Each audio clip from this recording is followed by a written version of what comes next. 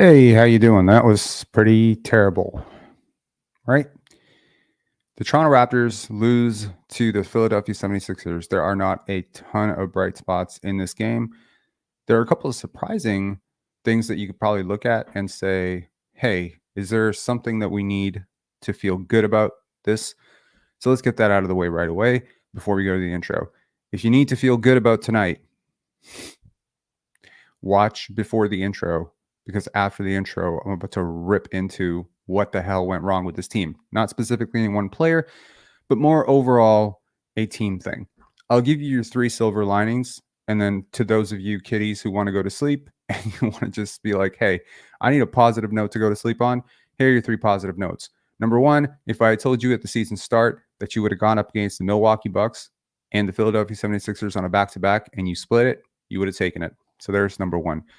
Number 2, if I told you that Scotty Barnes had a 24, 8 and 8 game, right, on solid efficiency against Philadelphia 76ers, you would probably take it, right? It wasn't a great game from Scotty at all. But how far have we come that 24, 8 and 8 is not a great game from Scotty Barnes? I think that's a positive thing to look at.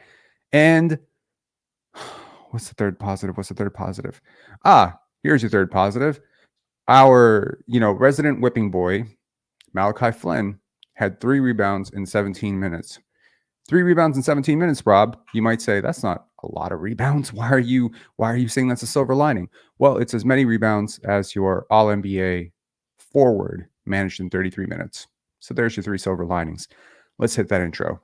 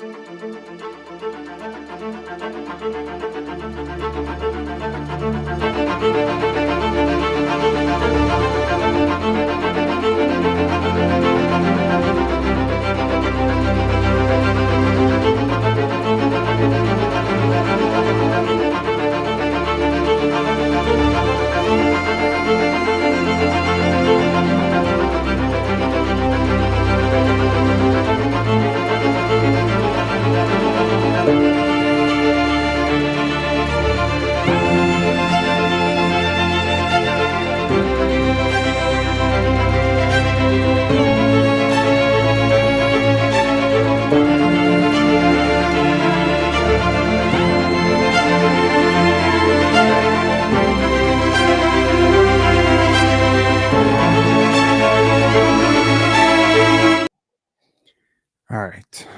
Wow. Okay, look, there are some losses that make you hopeful. I categorize 3 losses, right? There are some losses that make you hopeful. You do the right things, you come up a little short, and you're like, there's a lot to take. There's a lot of good stuff to hold here. There's stuff we can build on. Maybe a player who was really struggling to find rhythm, found rhythm, and you're like, hey, maybe we can build onto this. There's those types of losses. There are the losses that make you angry, where there's like a couple of really, really glaring, like, oh, why did we make that foul? Or why did we miss that rebound? Then there are some losses that just make you sad.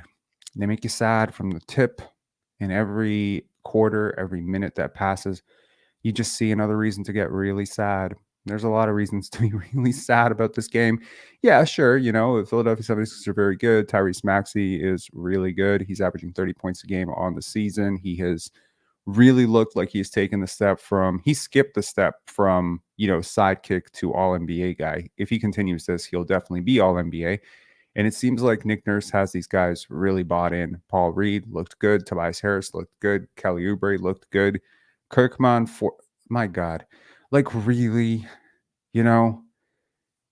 it's so interesting to see this team play us because it seems like they know us better than we know ourselves. And obviously, Nick Nurse coached a lot of these guys. He understands how to really limit Pascal Siakam, doesn't he? What is Pascal Siakam doing in the 2 games against the Philadelphia 76ers? And how are they stopping him? They are sending a double occasionally, so you can make a case that, him not being overly assertive offensively was not that big a deal. Let's talk about a couple positives, okay? Let's continue the positive trend, right? I mean, let's just say these are not overwhelming positives, but they're something to hold on to. Number 1, as I mentioned, You have a guy in Tyrese Maxey who comes into the game averaging 30 points per game. You hold him below 50% shooting, 0 for 3 from 3, 18 points. If I told you coming into the night that you're going to hold a guy who's averaging 36 and 6 to 18, 4 and 1, I mean, everyone was saying yesterday, oh my God, how are we going to stop this guy? How are we going to stop this guy? And I said, relax. You got OG Anunoby. Chill. And he was good. Kelly Oubre, like really just getting hot from 3. And a lot of his threes were wide open. They gave him an open one to start the game. And he was just like, oh, it's my night. Joel Embiid, right? Just a beast, right? He got to the line 13 times. Raptors, once again, huge free throw differential. This time, I don't think it was all refs. You know, maybe you could say some calls went the Raptors' way, some calls went Philly's way. That's fine. But I think overall, the Philadelphia 76ers played with a lot more force than the Toronto Raptors, a lot more toughness. By the way, this is a call-in show. If you got something to say, by all means, call in. If you don't feel like talking tonight, I fully understand. We'll talk it out.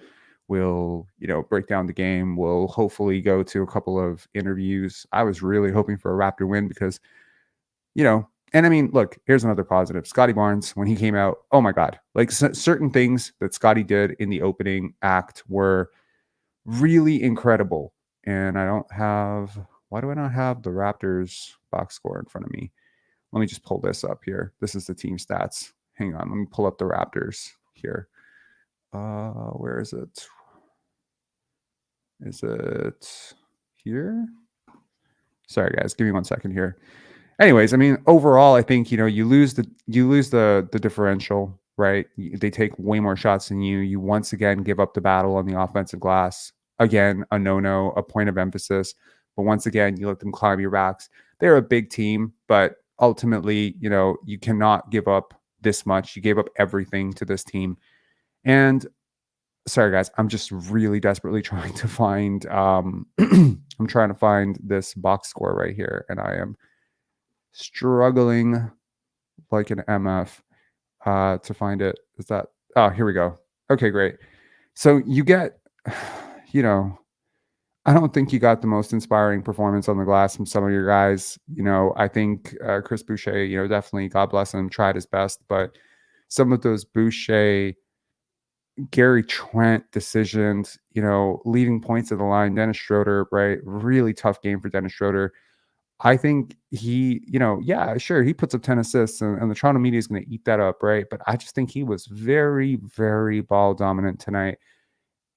I liked his toughness. There was a couple of really nice plays, maybe some good passes. Maybe other guys didn't have it going. To jump, Scotty Barnes comes out huge, right? Comes out with 12 points, almost like in the opening minute. It felt like he was just on it.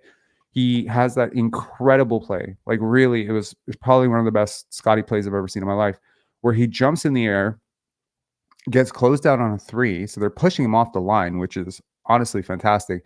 Passes it to Jakob Poeltl, relocates on the 3, and swishes it. And 15 seconds later comes down and hits another one. Scotty started the game 2 for 2 from 3. He ends the game 2 for 7. What happened?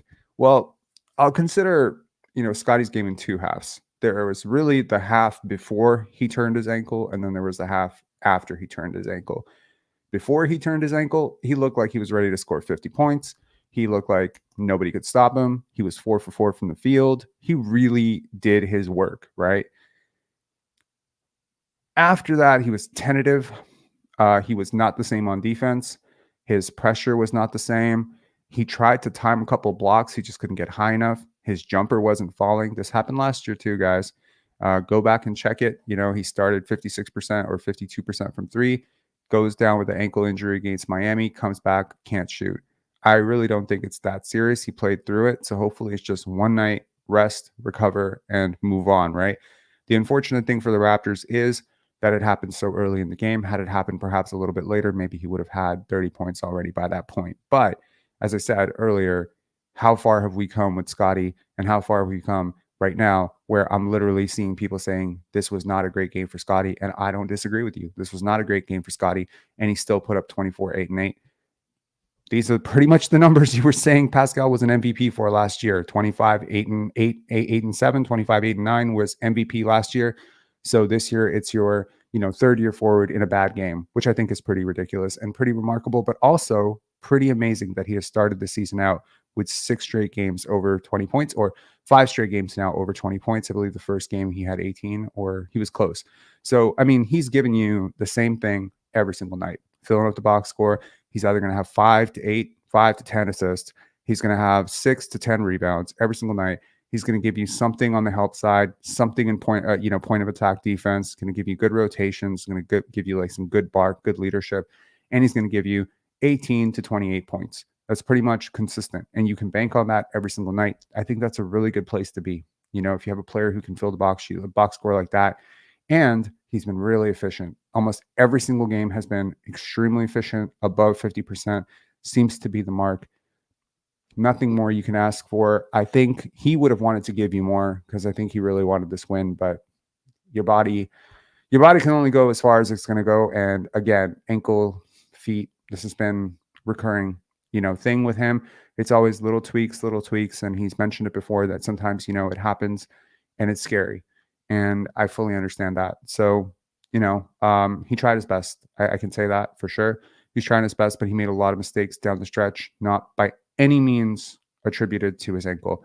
So there were, overpassing on the 3-pointer that gets, like he had an open 3. Okay, fine. I understand you're not feeling it. And he probably realized after, because again, he started 2 for 2, he ended 2 for 7. He missed 5 straight. So he knows at this point that whatever's happened to his foot has impacted his shot, impacted his lift, impacted how the ball is coming off his hands. It happens. If you've ever shot a basketball, you know that if you turn your ankle or whatever, it changes because your jump shot comes from your legs, right?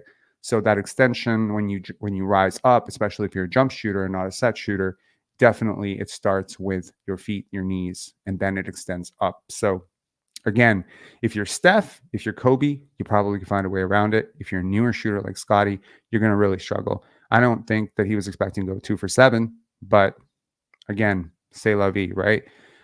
Again, some real errors really for Scotty Barnes down the stretch, right? He only had 1 turnover tonight, which is good. It's positive, right? He handled the ball a lot, but I feel like there were times when he was passive.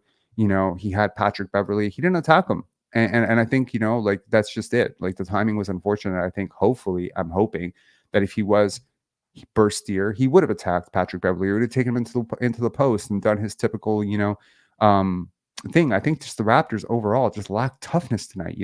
Patrick Beverley just yapping at Chris Boucher, stripping Malachi Flynn, right? It just felt like they were, I hate to say it, they felt dogless.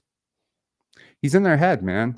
This whole team is in their head. And it's so remarkable that you have a game plan. You do everything right last night. I don't care what the Milwaukee Bucks did. Nobody was stopping the Raptors last night. I think they really found some rhythm and pace and assertiveness. And hey, that's Damian Lillard and Giannis Antetokounmpo. You didn't do this to G League scrubs. So you can clearly do it to somebody that's really good. And, coming in, again, you're on the road, tough crowd, Philly, it's a tough place to play. But still, like pride, effort. And I did not see a lot of pride or a lot of effort tonight, really. There was a lot of punches to the face here, and they just did not punch back, right?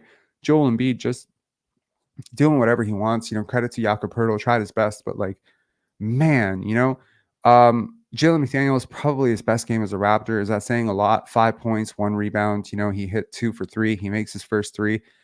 Great. Gary Trent Jr., just another tough game. This is every game so far this year. He's been really bad. And I feel bad for Darko Rajakovic because where do you go? Like, where the hell do you go? You're going to Grady Dick. This was by far the worst Grady game by a million miles. This is by far, I haven't said one bad word about him all season, and I'm not going to really, start chastising the guy. But this was a very, very bad performance. Defensively, offensively, in terms of shot readiness, preparedness, just overall. Like, he's missed a lot of shots this year already, and I think that's part of the process, and that's fine. But he's usually been a lot smarter, a lot tougher, and a lot more aggressive and a lot more assertive. Not a great game for him, and I'm not surprised that he kind of got the quick hook tonight. This is something you're expecting from rookies. I didn't hate the game from Malachi tonight. He confidently stepped into 2 3-pointers. He got a really big dig on, I believe it was Tobias Harris. He got like cross matched on a much bigger player and just, dug in and got the steal. Malachi might have been one of your tougher players tonight, right? He battled on the glass. He got 3 rebounds. Yeah, he didn't have a great game either, but it was okay, right? He had 1 turnover. I don't know why I remember that turnover so much, but it was pretty particularly bad. I think if you wanna say your worst player tonight, by far, probably Gary Trent Jr., right? Just completely offensively disruptive, defensively hopeless, like just tunnel vision going into 3, 4 players. My God, like what the fuck is happening here? This was so like he's had bad games. Like all year has been bad games. This is like the worst season of his life, and I'm sure he's feeling the pressure. But bro, this is not it. Like you cannot do this. Like you disrupted the offense so hard. Like it, like I'm not surprised that in the they say don't look too much into plus minus, and of course the moments that Grady and Gary played together were the worst by far. And that's funny because that's the lineup we've all been calling for with Scotty, but Scotty just didn't have the burst in the second quarter to really run with that lineup and to really go with that lineup. And then when they came in the second half, they also bled points. The plus minus there is not lying to you. They were really bad. I think Malachi was better than both tonight, and that's saying a lot, right? I think Jalen McDaniels was better than both and probably could have gone to Jalen McDaniels a little bit more. Chris Boucher, again, mixed bag, right? A lot of guts. Really appreciate him standing up for himself against Patrick Beverley. But man, like honestly, also offensively clueless, disruptive, you know, not making the right pass, not moving into space, not cutting, not screening, not doing anything that got the Raptors success last night.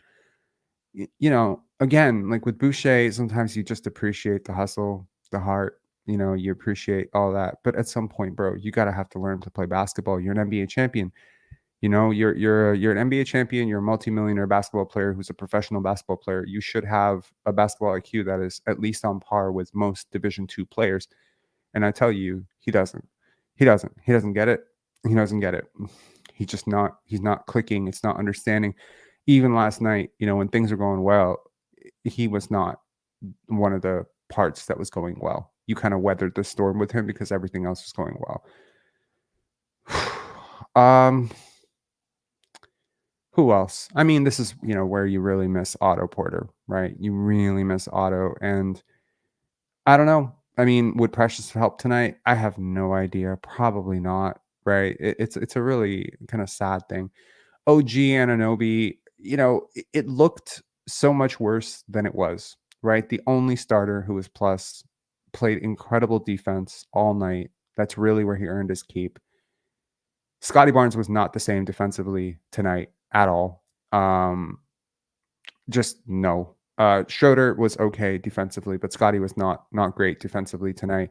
OG has continued to be incredible defensively, and I think he played a really big part in sort of shutting off the water for Tyrese Maxey and also doing a great job on that block on Joel Embiid.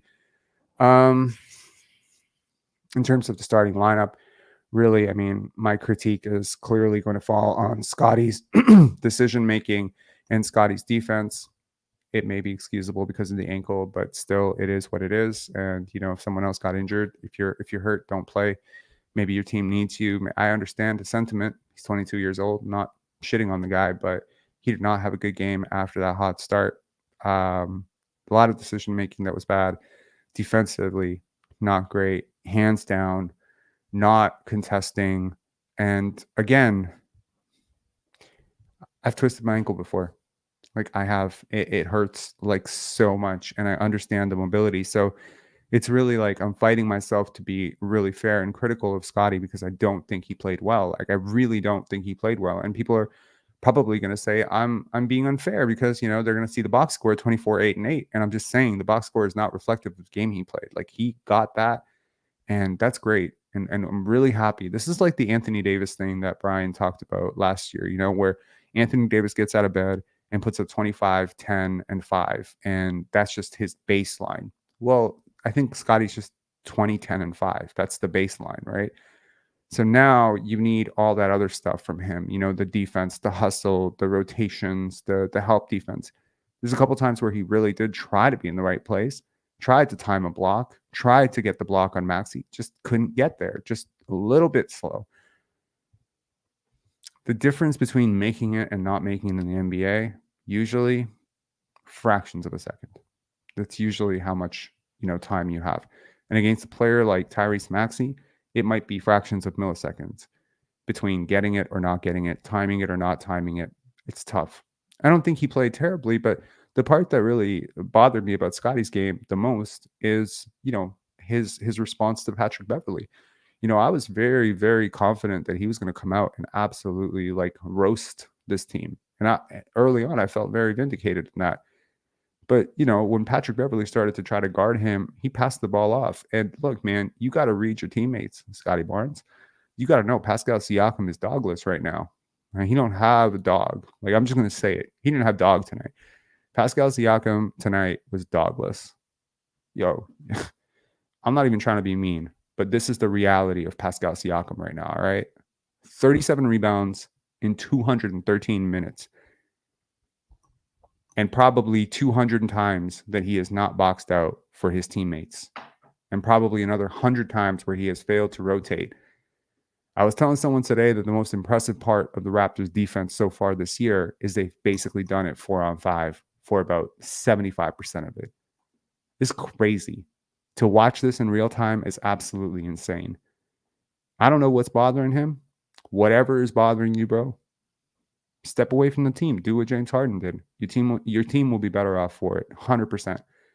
If something is bothering you, the contract extension is bothering you, if the new system is bothering you, whatever, just step away. Stop playing. Because I guarantee you, there's nobody on the bench who's going to do a more sorry job than you right now. Even if you're talking Jalen McDaniels, at the very least, I don't have to watch a teammate. Just watch someone get a rebound. It's disheartening. It's really disheartening. And then also the offensive disruption. The amount of times that he, Scotty, Dennis, OG, Gary, Chris Boucher held the ball in the half court and just totally disrupted the offense. It's insane to me. You are allowing the Sixers off the hook. They don't have the greatest defender. Tobias Harris is not a great defender. Korkmaz is not a great defender. Tyrese Maxey is a pylon. How are you letting this team do this to you? It's insane. It's absolutely insane. They made him look so good that Alvin Williams is saying, how do you stop this team? 2-man action. Yo, the team I saw last night would have whooped this team. But suddenly, Alvin was like, no, you need the 96 Bulls to stop this team. Stop gassing this team up, man. Just because they're whooping you right now because you come up with a sorry-ass effort does not mean you need the 96 Bulls. I guarantee you this team is going straight to the first-round exit again. It's fucking bullshit, man. Real bullshit. Okay. I mean, it's just Tobias Harris, right? Who was guarding him tonight? I'm not even going to say it. Who's guarding him? Just bully balled him in the post, turnarounds. Tobias is a good player. You made him look like an all-star, like a significant all-star tonight. Kelly Oubre, who's rotating out to him? Who's giving him these leaky freaking opportunities? Nick Nurse really must know what you guys don't know right now, which is that the Raptors are playing 4-on-5 defensively. For most possessions, they are playing 4-on-5 defensively. And, attack. It's a smart strategy. He knows what he's doing. He's done it 2 straight games. And they've won both games. And I can't tell you how distressing this is for me because I can't stand Nick Nurse and I can't stand Joel Embiid and I cannot stand Patrick Beverley. Anyways, if no one's going to call in, we're going to end this early. I don't really, I have a lot. I did make a live earlier, and that live was about Darko Rajakovic, his system, his philosophy, him building up guys. Look, on to the next one. The Raptors will inevitably bounce back. Hopefully they need another conversation. These are bad habits, right? It happens. You get down a little bit early. Everybody wants to take it on themselves. Everybody wants to show. Everybody, it's a trust thing. When you pass the ball off, you trust. You're trusting your teammate. You're trusting the offense. You're trusting your coach. When you refuse to pass, when you just hold the ball and just kind of dominate possessions, dive into triple teams, you're kind of disrupting not only what your team is trying to do, you're making it so much easier on the defense. They don't have to rotate. They got fresher legs on offense. This is the part about isolation heavy basketball that people don't realize. The other team has their legs on offense too. You ever wonder why teams shot so well against the Raptors last year, despite their defensive prowess and their defensive personnel? Because you never made the move on defense. You didn't have to do anything. Just stand in one place, put a hand up, watch Pascal Siakam dive into a triple team. It's just, very simple defense. You're not running around chasing a guy off of 3 screens and, double staggered screen and a pin down and just, like you're not chasing. You wear a team down offensively and defensively. Physically on defense, you make them work for everything. When they get to, like every great team from the Pistons, early, 90s, late 80s Pistons, they beat the shit out of you. They really did. In a good way. Like in a good way. They beat the crap out of you. Like they really they put you on the line. They put you on your ass, right? Offensively. Oh my God.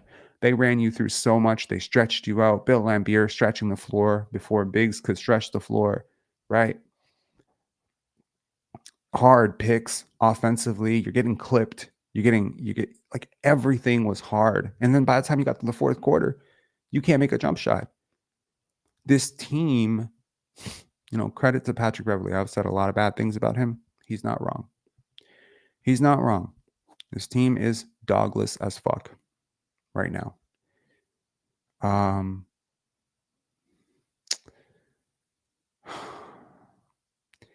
There is a caller, Marky Mark, but no offense, Mark, I'm not letting you on. You're the only caller that I'm just like, I don't want to hear from you right now. I don't think I'm in the mood to hear from you right now. You always talk a lot of shit. So, or maybe you talk shit in comments, but you actually kind of make sense on the line. Let me know in the comments. Are we letting Mark on? Everyone knows Mark Anderson, right? Everyone sees him in the comments. Y'all want to let him on? No dogs. Let's hear him. All right, Mark. Oh my God. All right, Mark. What's up? You're getting a quick hook if you go crazy right now. What's up, bro? I'm good. How are you? I'm not gonna make any hateful comments towards anybody, but I think the best thing for the Raptors to do is move on without Siakam, man, and just unleash Barnes, man. Because what would you want for him? Honestly, I want Kuminga. I've heard Pringles make some great chips, huh? No, I want Kuminga, man, because Golden State is contending right now. I'm not really a big fan of Jonathan Kuminga. And we don't have a draft pick. You're gonna get worse. You're gonna get worse with Kuminga for sure. Well, the thing, Rob, is you're gonna have Siakam walking away for nothing. Then, would you want that? No, but I think there has to be another option, right? Like, I mean, Kuminga is a former lottery pick, right? I understand, but if you really look at it, Golden State right now is contending. So a contending team would only want. You're making sense, but honestly, Jonathan Kuminga makes like $7 million a year. Pascal Siakam makes nearly 40. How are you matching salaries on that? Golden State's capped out. We'll have to put Chris Paul or somebody else. But the point I'm trying to make, Rob, is that we got to start rebuilding, man, with Barnes, man. That's all I'm saying, brother. Because this looks like to me a situation of the Warriors, and when they wanted to get rid of Monte Ellis. I mean, we're just holding Barnes back. That's all I gotta say. If you unleash Barnes, I don't think he's being held back. I think he's doing what he's doing. And I mean, honestly, like I know that everyone just wants to see him go LeBron, but I don't think he's there skill wise yet. You need to put pieces around him that can shoot, that can move. And Kuminga can't shoot right now, can he? Well, no, but Kuminga hasn't got the chance to have some minutes. You have to unleash Kuminga too, don't you think? I think he's possibly one of the dumbest basketball players I think I've ever seen in my life. I don't want any more low IQ basketball players. Maybe I'm wrong. I need to watch more of them, but I have never been impressed. I like Moses Moody. So, Rob, what is your ideal then with Siakam? Because it looks like he's going to walk away. I would very much consider Buddy Hield, Miles Turner, and picks. If they want to get rid of Buddy Hield, I think he fits. I like the fit with Miles Turner. I think you could play really big, incredible Okay. shot blocker. I think, look, I think right now you're seeing a sample of what your defense looks like without Siakam anyway, because he's not really playing. You could literally put Kevin Huerter out there. Here's a fun fact for everybody who appreciated my Andrea Bargnani meme earlier on. I'm making fun of Andrea. Like, I actually didn't mind Andrea at all. I liked him. So, I never understood all the critique about his rebounding because he was off and out in the perimeter. But people will always be like, Andrea got 4 rebounds.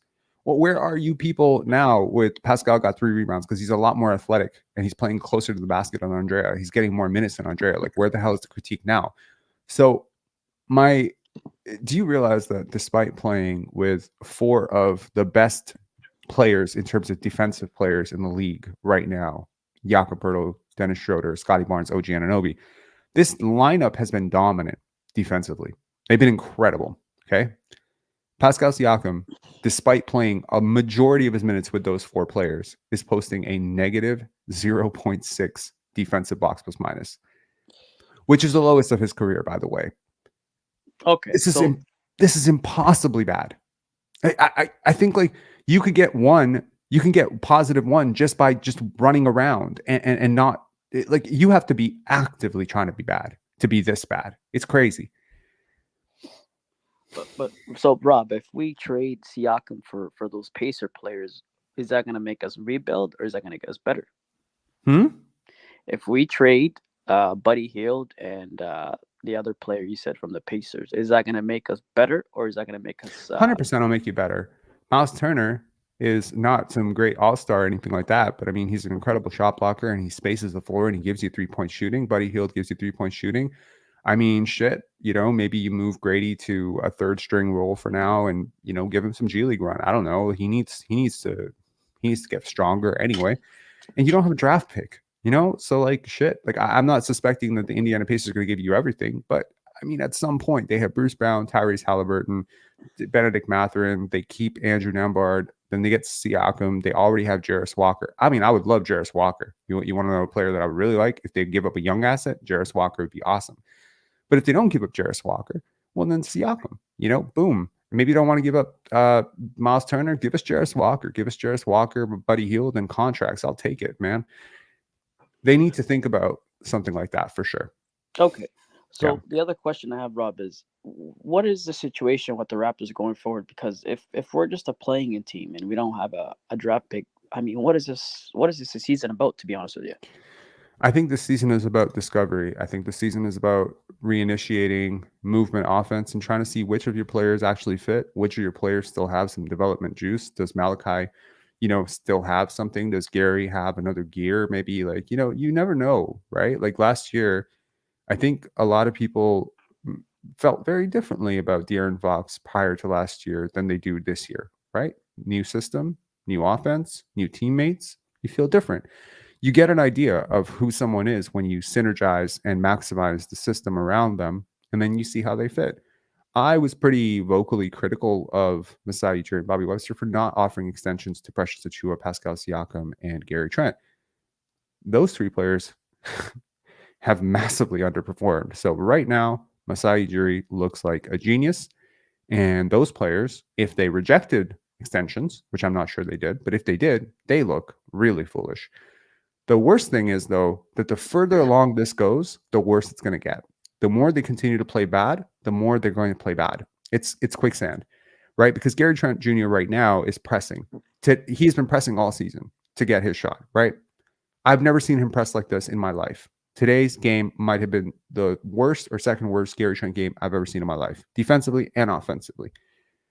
Pascal Siakam, same thing.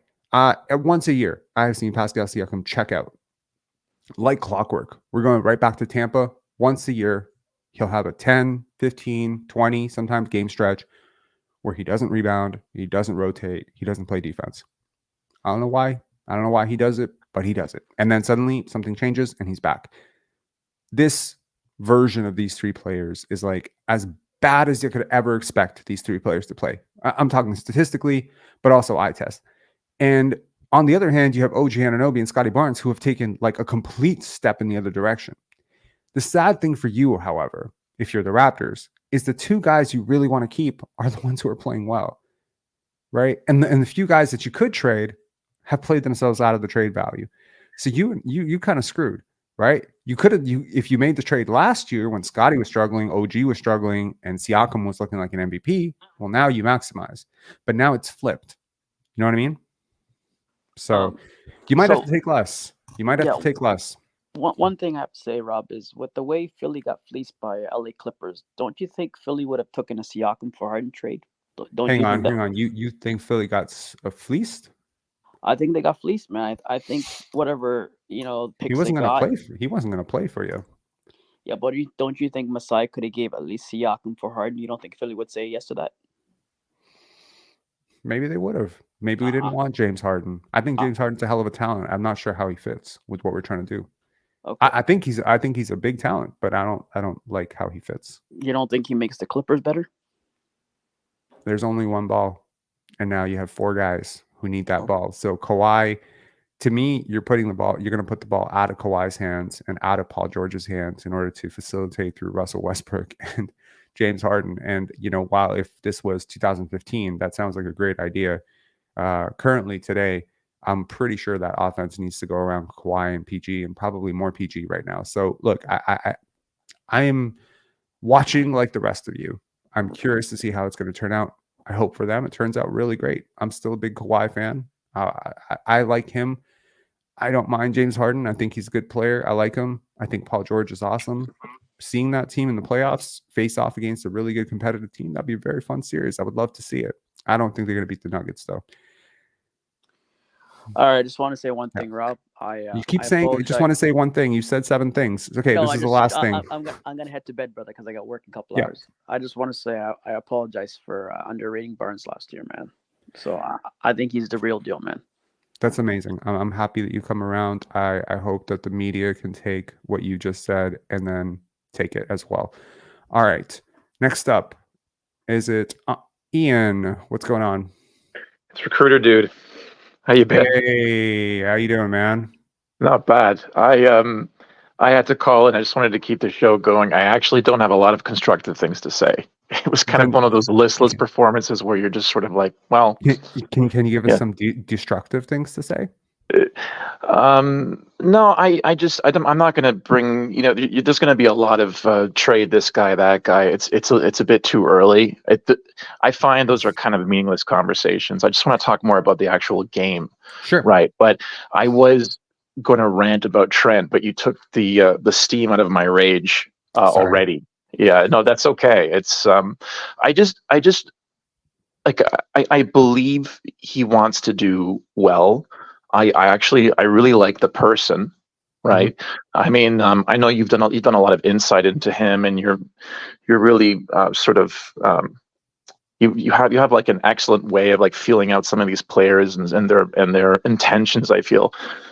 But there's just something lacking in his ability to play the game. I'm not going to sort of say anything. I don't want to like cast aspersions or anything. But I don't feel like he has a feel for the game. I'm not convinced. You're not wrong. You're not wrong. Yeah.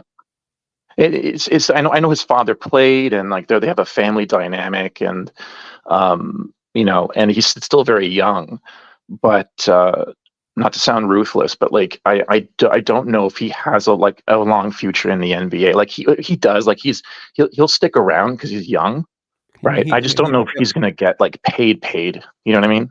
I just don't see how that's possible. He's already been paid. I don't know how much more paid he wants to be, but yeah, clearly this was an upside swing, and it hasn't worked out for the Raptors. When the Raptors, traded for him, they traded Norman Powell on the assumption that they would get him for around $12 million a year, and Norm was going to cost 25, right? That was the assumption, that you're getting a discount, and you end up giving him a contract which is exactly the same as Norman's per year. It was the same contract, with the exception, with the difference that Norman got the longer deal and Gary got the more player-friendly deal of a 2-year plus player option. What that meant was he had 2 separate years to bet on himself, right? Betting on himself did not work last year. Nick Nurse benched him. He didn't have the greatest numbers. Maybe the market wasn't super great. Next year, the market is soft, right? For guards and players overall, it's just a really soft market. Pascal Siakam is the best free agent next year. So just to give you an idea of where the market is. So right now it's like, okay, I'm once again on the bench, this time in a motion offense, which is egalitarian, not to my strengths. I haven't been offered an extension by this team. I wonder, is this the best of him? Probably not. He's never been a great defender. He's not going to be a great defender. Don't hold your breath. He's not overly athletic. He's lost some of the edge that he had last year as a paint finisher. So he's not really able to get downhill. So teams are basically able to push him, force him middle, and then just live with the results. It's never going to be efficient enough to kill you. And even when he gets hot, it's not really that great a game. It's okay. He might get hot, might have 18, 22 points. It's not overly impactful.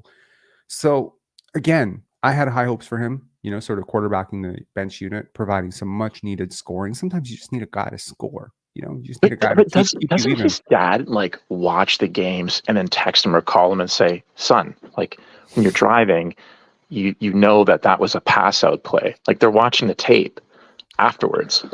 He never passes the ball. I don't understand. I know a lot about his dad, and I am okay. How do I put this delicately? I'm pretty sure that conversation's never happened or is not happening not right now. I just don't understand. This guy grew up playing basketball, and it's so clear what you're supposed to be doing. Did you watch Gary Trent Sr. play basketball? I've seen tape of him. I don't have a deep understanding of his game. But yeah, I think genetically, Gary Trent Jr. was predisposed to having tree trunk legs, and that sort of heavier base is probably what holds him back as a lateral defender. That's just genetics, maybe. I don't know. Quick twitch. I don't know enough about this stuff, but he's a little bit like his dad in some sense, but a very perimeter-oriented version of it. And his dad was around the same size. He was an undersized power forward type. I think it was 6'6", 6'7". Yeah, 6'6". Yeah. So I don't know. His dad was very, very much a role player. Very much a role player who really bought into his role. It's kind of interesting. He didn't go outside of himself too much. So it's interesting that his son is so creatively expressive on offense. And it's interesting way of putting it. His dad was a pretty smart player too.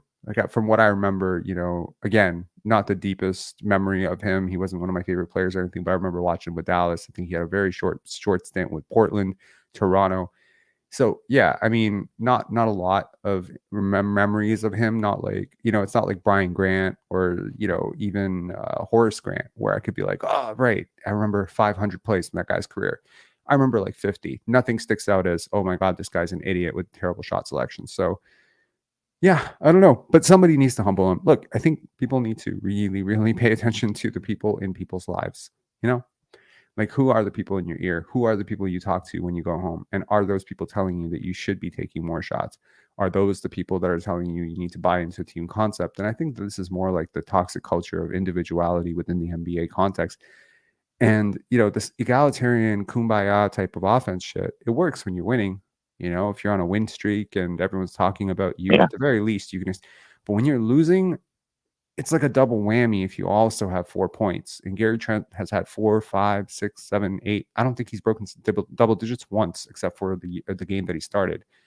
So, maybe he's like, hey, I'm going to keep playing like shit off the bench. I know you need me. You have no way of replacing me. So you're either going to trade me or you're going to start me. Maybe it's subconscious. I doubt it's conscious, right? But no, I don't even think he's that clever. And it's, again, I'm not trying to pick on him. It's just, you don't need to be clever to do this. It's very straightforte. There's a lot of players who've told me before, if you want someone to like for instance, you remember the Ryan Howard from The Office? Of course I do. I love The Office. Yeah. Okay. So, you remember Ryan Howard where he's a temp and he's asked to make photocopies and then he's just like, I don't do that. And then there was this one time where he's asked to clean the microwave and he just says, I'm totally helpless with that stuff. I would just make it worse. And Pam's like, how could you possibly make it worse? You see, this is the point. when somebody asks you to do something that you don't want to do, and by the way, to the 250 of you in this live, like this is free advice in life. If somebody asks you to do something that you really, really don't want to do a terrible job. It's clever, it's creative, and it's totally corrupt, but do it. You know, that's why I was so terrible at cooking when I was younger. My mom would be like, "Can you make this?" I'm like, "Ugh. Video games, man, video games." So then I'm, you know, and I'd be like, "Can you put it in the microwave for 2 minutes?" I put it in for like 5 minutes, overcook it. She's like, "Oh, hopeless." I figured this out when I was 7 years old. Do you think Gary Trent Jr. is not smarter than me when I was 7 years old? I mean, this is very, very, conniving behavior. But it's just like with anything with basketball. You want me to set more screens? Okay, cool. Let's set really sorry screens. You want me to box out? You want me to guard Joel Embiid? Okay. I don't want to show you that I can do this because you're going to ask me to do it again. And then next time I can't do it, you're going to be like, you're going to remind me of the time that I did do it. So I'm just never going to do it. I'm never going to do it well. And we're going to leave suckers like OG Anunoby and Scotty Barnes who take that assignment and do their best for the betterment of the team. Right. Yeah. No, I Smart. just You like get what I'm saying. at the very least, I was like going back to expectations. And by the way, my expectations, I was following you closely, like the hype for the season. It's a new NBA season. Everyone's excited. You can't help yourself. Like we're all watching the games. We're talking about them. I've been following the lives. They've been brilliant. And there's still excitement in the air. I mean, it's mostly Scotty related, and to some degree Dick, obviously. But I just feel like these oddballs, right, on this team, Achua, Gary, Boucher, although Boucher has the heart, but it's just sort of like this, these sort of strangers to the game. They have just such a lack, like they don't have a feel for the game. They're not naturally good basketball players. And I think they have some utility, right? And it's going to take like a lot of contemplation and a lot of genius, and it's someone like Darko, ideally, hopefully, who can. I mean, he has time, right? Like so like there's a road to something. Like I mean, this game alone, like I was never expecting them to win this game, but it's so odd. Like you get to the line a few more times, you're in the game. You know what I mean? Like it's just small things. You box really. out and stop giving up offensive rebounds. You're in the game. You hit a few more threes. Yeah. I mean, they didn't shoot poorly from three, so they've kind of gotten used to this one-off, one-on type of thing, right? But tonight, I mean, it's not 3-point shooting that killed you. You shot pretty much league average, 35.7%. Philadelphia shot 36%. Philadelphia has Tyrese Maxey, Tobias Harris, Kelly Oubre, Joel Embiid. They got spacing. This is a shooting team, okay? And you match them. And you hit more threes than Philly. So to anyone out there who's like, they can't hit threes, boom, you hit threes. But, you get Pascal Siakam going 0 for 3. You get Scotty Barnes going 2 for 7, which I think would have been better had he not twisted his ankle. I think he probably would have gone 4 for 7 or something like that. Hey, that makes a difference, you know?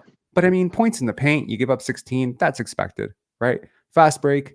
How did you lose the fast break battle? This was the first, sign of like, what the hell? Oh, that Siakam fast break sticks out where Maxey catches up to him and like pokes the ball out of his hand. Like, it happens once a game, twice a game. There was a there was a Gary Trent one too. I mean, like this happens, and 3 blocks. The Raptors have been winning the stocks battle. They don't do that tonight. They still get more assists. Congratulations. But they get out rebounded. They get out hustled on the glass. It was just across the board. The Sixers got to the line more. This disparity was much larger before. I think Sixers were at like 23 and the Raptors were at like 9 or 10 at the time. So I think it got a little bit closer at the end, but that's not reflective of how the game was, right? No. And then, just like small details, Dennis Schroeder missing 2 technical fouls. What? He's an 83% free throw shooter on his career. How the hell did he do that, right? So it's just small things like that, yes. And in all of these small things, 1 rotation here, 1 block that you don't get, 1 fast break you don't convert, 2 offensive rebounds you don't get, 1 time you don't close out on Kelly Oubre, and you add it up and you could have won this game. But it's hard to say that you could have won a game where for most of the second half you were just playing catch up, right? It's exhausting. It's always exhausting to keep playing from behind like this. I guess the one promising thing is that Darko is managing the minutes a lot better. I want to see, like, it's not just, I don't want 100%. to beat the Sixers. Like, I want to watch an NBA season, a Raptors season where I'm not constantly shitting myself, forgive the language, about who's going to be the next person who's going to be like run into the ground. You know what I mean? So That's a really great point, and I'm so happy you brought it up because I haven't brought it up. But last night, what a brilliant thing that he did last night. He kept his team to pretty much all his starters were under 30 minutes last night. Right now, Mhm. granted, you won the game, but how many times would you win a game like that under the Nick Nurse era and you would look up and Fred VanVleet had 37 minutes, Barnes had 35 minutes, right? And tonight, Scotty goes out. He's your minutes leader at 35, right? Because he's really the one starter who really had it going. I think OG Anunoby probably, if you make a case, probably should have played a little bit more. But he probably would have. If this game was close, I think OG probably ends up at 36 tonight, and Scotty probably ends up at 38. But I think it's pretty telling, and he's just trying to labor through these Siakam minutes. There was an entire stretch at the end of the first quarter, all the way into the second, where I was just like, Pascal's been sitting for like at least 15 to 20 minutes in real time. Like it was crazy long, right? Like Yeah. between stoppages, between the quarter. And he came back and he just like he really didn't get it going at all tonight. And there was a couple of times where he attacked and it was just poked away, or there was one really good drive where I really was like, okay, that's great. There was one paint touch where he got the pass out for the assist. And I was like, that's great. Do more of that. But overall, the defense was, it wasn't all bad. It wasn't all bad, right? Like there's a couple games so far where it's been like 90% bad. Today it was like 65% bad. But 65% bad is bad, It's bad, but you brought up how well OG was able to keep the pace on a back-to-back. And you know what? I don't know if you've brought this up before. I might have missed it on one of your lives, but I think it is, and we don't have to talk about it now, maybe on another one, but I'm sure Daryl Morey is eyeing OG. Like that trade was obvious. Like that's a lot of cap space for a team that has, two star players. And what did you say earlier? Like Pascal is, despite how bad he's playing, is the big ticket free agent. No, I think Morey has his eye on OG like that. I'm not saying OG was auditioning, but he would make the Sixers drastically better. So I am worried about that, but we don't have to delve deep into that right now. I think 29 teams are eyeing OG Anunoby. And, to keep this short and sweet, I think the Raptors hopefully will do everything humanly possible to keep him. And I hope and pray very much, because this would be like, I'm not worried about losing anybody. Just an FYI. I think Gary's replaceable. I think Pascal's replaceable. I'm not worried about either of these players walking.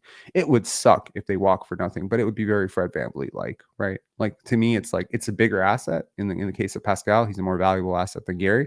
Sorry, and he's a more valuable asset than Fred.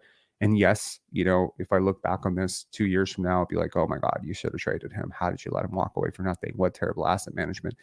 But I'm not like, your future is drastically different because Pascal Siakam left your team at the age of 30 and you refused to match a $40+ million offer on him, or $45 million. No, I agree completely. He's not worth that next contract no matter what. So if you hold him, he gets injured, you hold him and he throws up an egg, you're sitting on $45 million eating into your cap space for rest. And I mean, please understand, like people always assume like anyone can be traded. Yeah, that's probably true. But with 5 years left on your deal, if you suck the first year, it's not that easy. It's not that easy. And, you don't even have the marquee cachet of a Russell Westbrook or a Chris Paul or, True. Right. You can't even sell tickets through this guy. Like you can't trade for him and be like, hey, look, everybody, I guarantee you if the Detroit Pistons right now traded for Pascal Siakam, it would nudge their ticket sales by about 5%. If that. Maybe that. Right. Yeah. But if they traded for Paul George, that would make a very big difference. There is a difference in terms of how fans like. Why do I know this?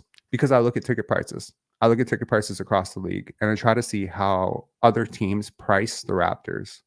This is me doing trend analysis and trying to lean back on my finance training to understand what the market value of a particular player is to a specific market. And yeah, it's never been a hot ticket.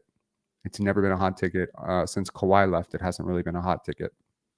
I was surprised that there was tickets available when Wembanyama's in town, and so I picked up one of those. I mean, that's a guy that Congratulations. moves. That's a marquee player. I mean, that's box office, And Are the tickets very expensive to see him? I would imagine they are.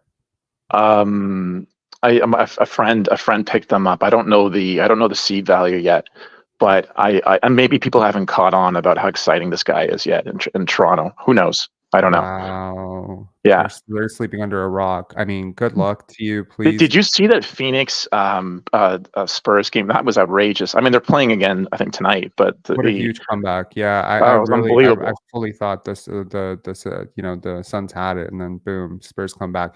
Look, They're incredible. he's incredible. I'm looking forward to the Raptors facing him. I hope they get a win against him next game, but not holding my breath here either. They're not a great team by any means. They're not a good team. No, they're not. But he himself can give a lot of nightmares to it, especially to a team that's very ball dominant and refuses to move the ball. They're going to make his life very easy and could possibly get 8, 10, 12, 15, 18, 25, 38 blocks. I don't know.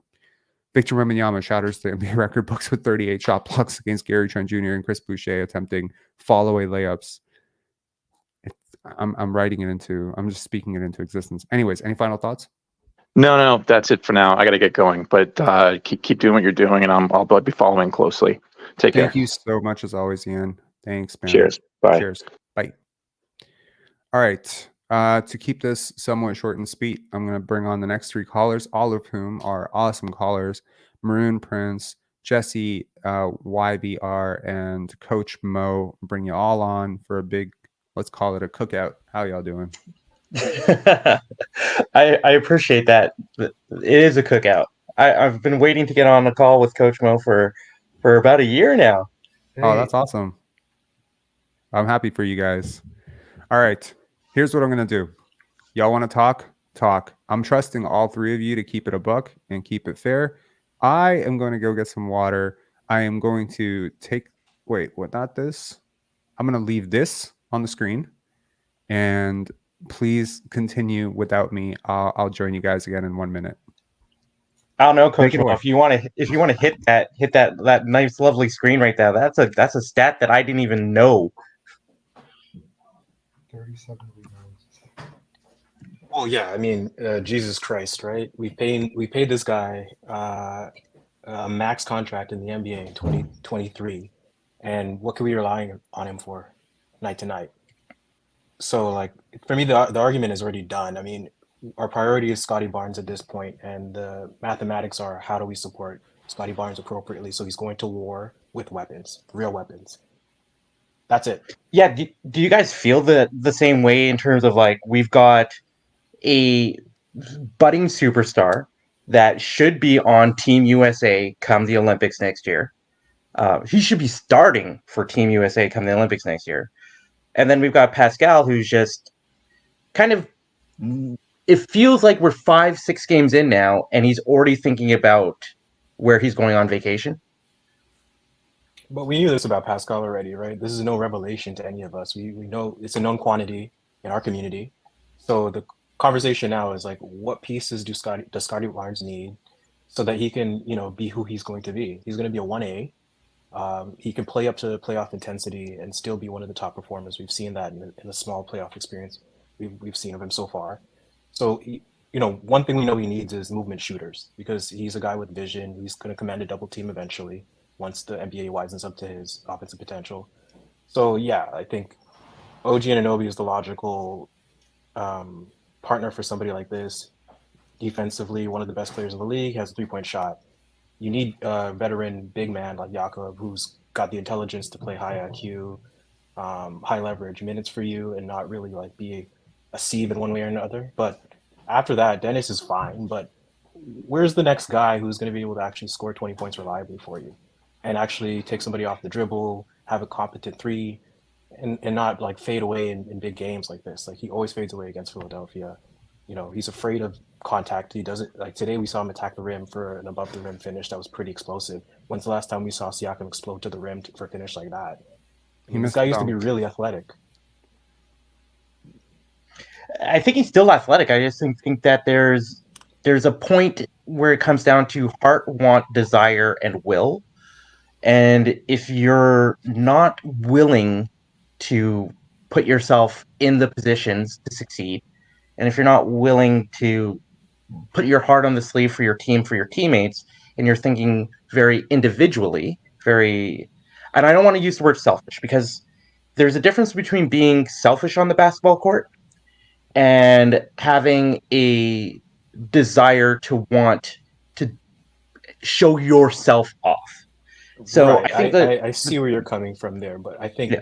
as opposed to selfish, because he's not selfish, I think as a person, he's actually one of these people where he's not gonna be the leader of your team emotionally, but he's also not gonna be a big disruption all the time.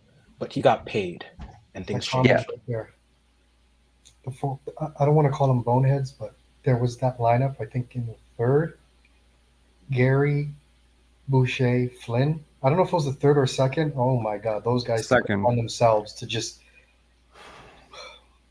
And then you had those three, and then a rookie, right? Grady and Barnes. You Yeah. had Barnes out there too. And So- Scotty just didn't have it, like typically I think he's been okay with that unit, right? It's not the greatest in terms of net rating, but they've been okay. They've treaded water because typically that's when he starts going into that's when he usually plays center, and he initiates Yeah. from the nail, and he goes into the post, does his bully ball thing, pushes in transition, finds some open shooters. But tonight it wasn't there. After had- the ankle roll, things changed. Absolutely. Like it was actually a turning point. But Gary, my goodness gracious. I mean, I thought Flynn played bad to start the year. Yeah. Dude. I agree about Gary, because Gary's in a position right now where he's in a contract year. He only knows has he's in a himself to blame. contract year. That's what I like about Darko. There's no one else to blame. You can't blame anyone anymore. You're getting legitimate chances, and you're getting actual coaching, and you're getting someone who believes in you. And it's make or break. It's sink or swim. And you can't even be mad. You can't even be frustrated only at yourself.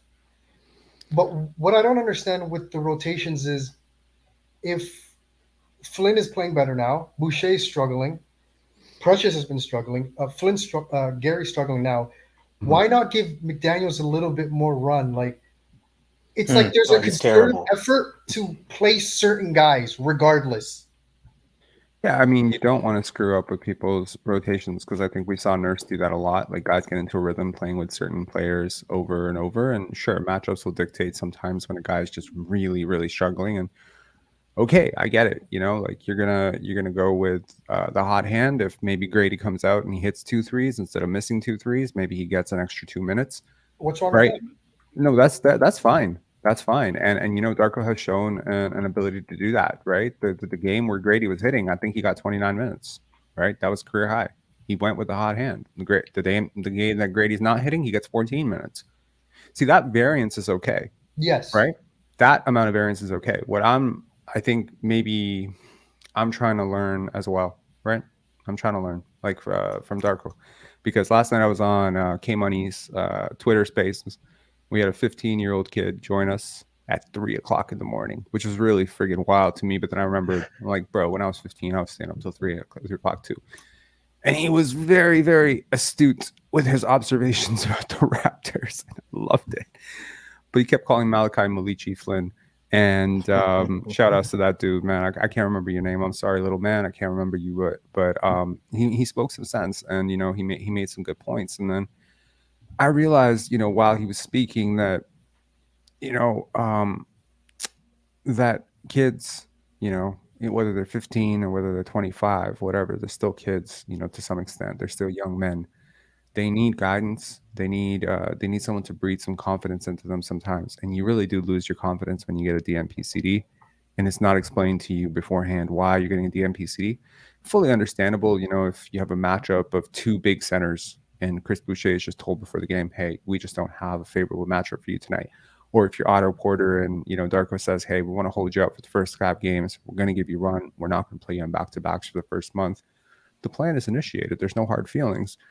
But if you're a player who has a really bad, this is something they say in coaching. You don't want to pull someone out after a miss. You don't want to keep sending people to the bench in a bad mood, right? Because they come back in, they start pressing.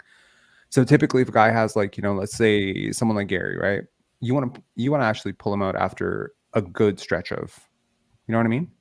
Like let's say Gary comes in, misses a layup, right? Some coaches might say, okay, one more mistake and I'm pulling him out. right? I think that's the wrong approach, maybe. So what Darko is probably thinking to himself is, let him play himself into a rhythm. We need this guy. So let's see if he can find a rhythm. And he's giving him 3, 4, 5 minutes. And it's not until typically you start blowing shit on defense that you start getting pulled out. Grady can miss every shot in the world. He's not getting pulled out. Grady got pulled out today for his defense. I don't think anyone is suggesting pulling people out for shots, but Okay, like you mean just bad play Op- overall, like offensive disrupting the disruption. offense? Oh my goodness!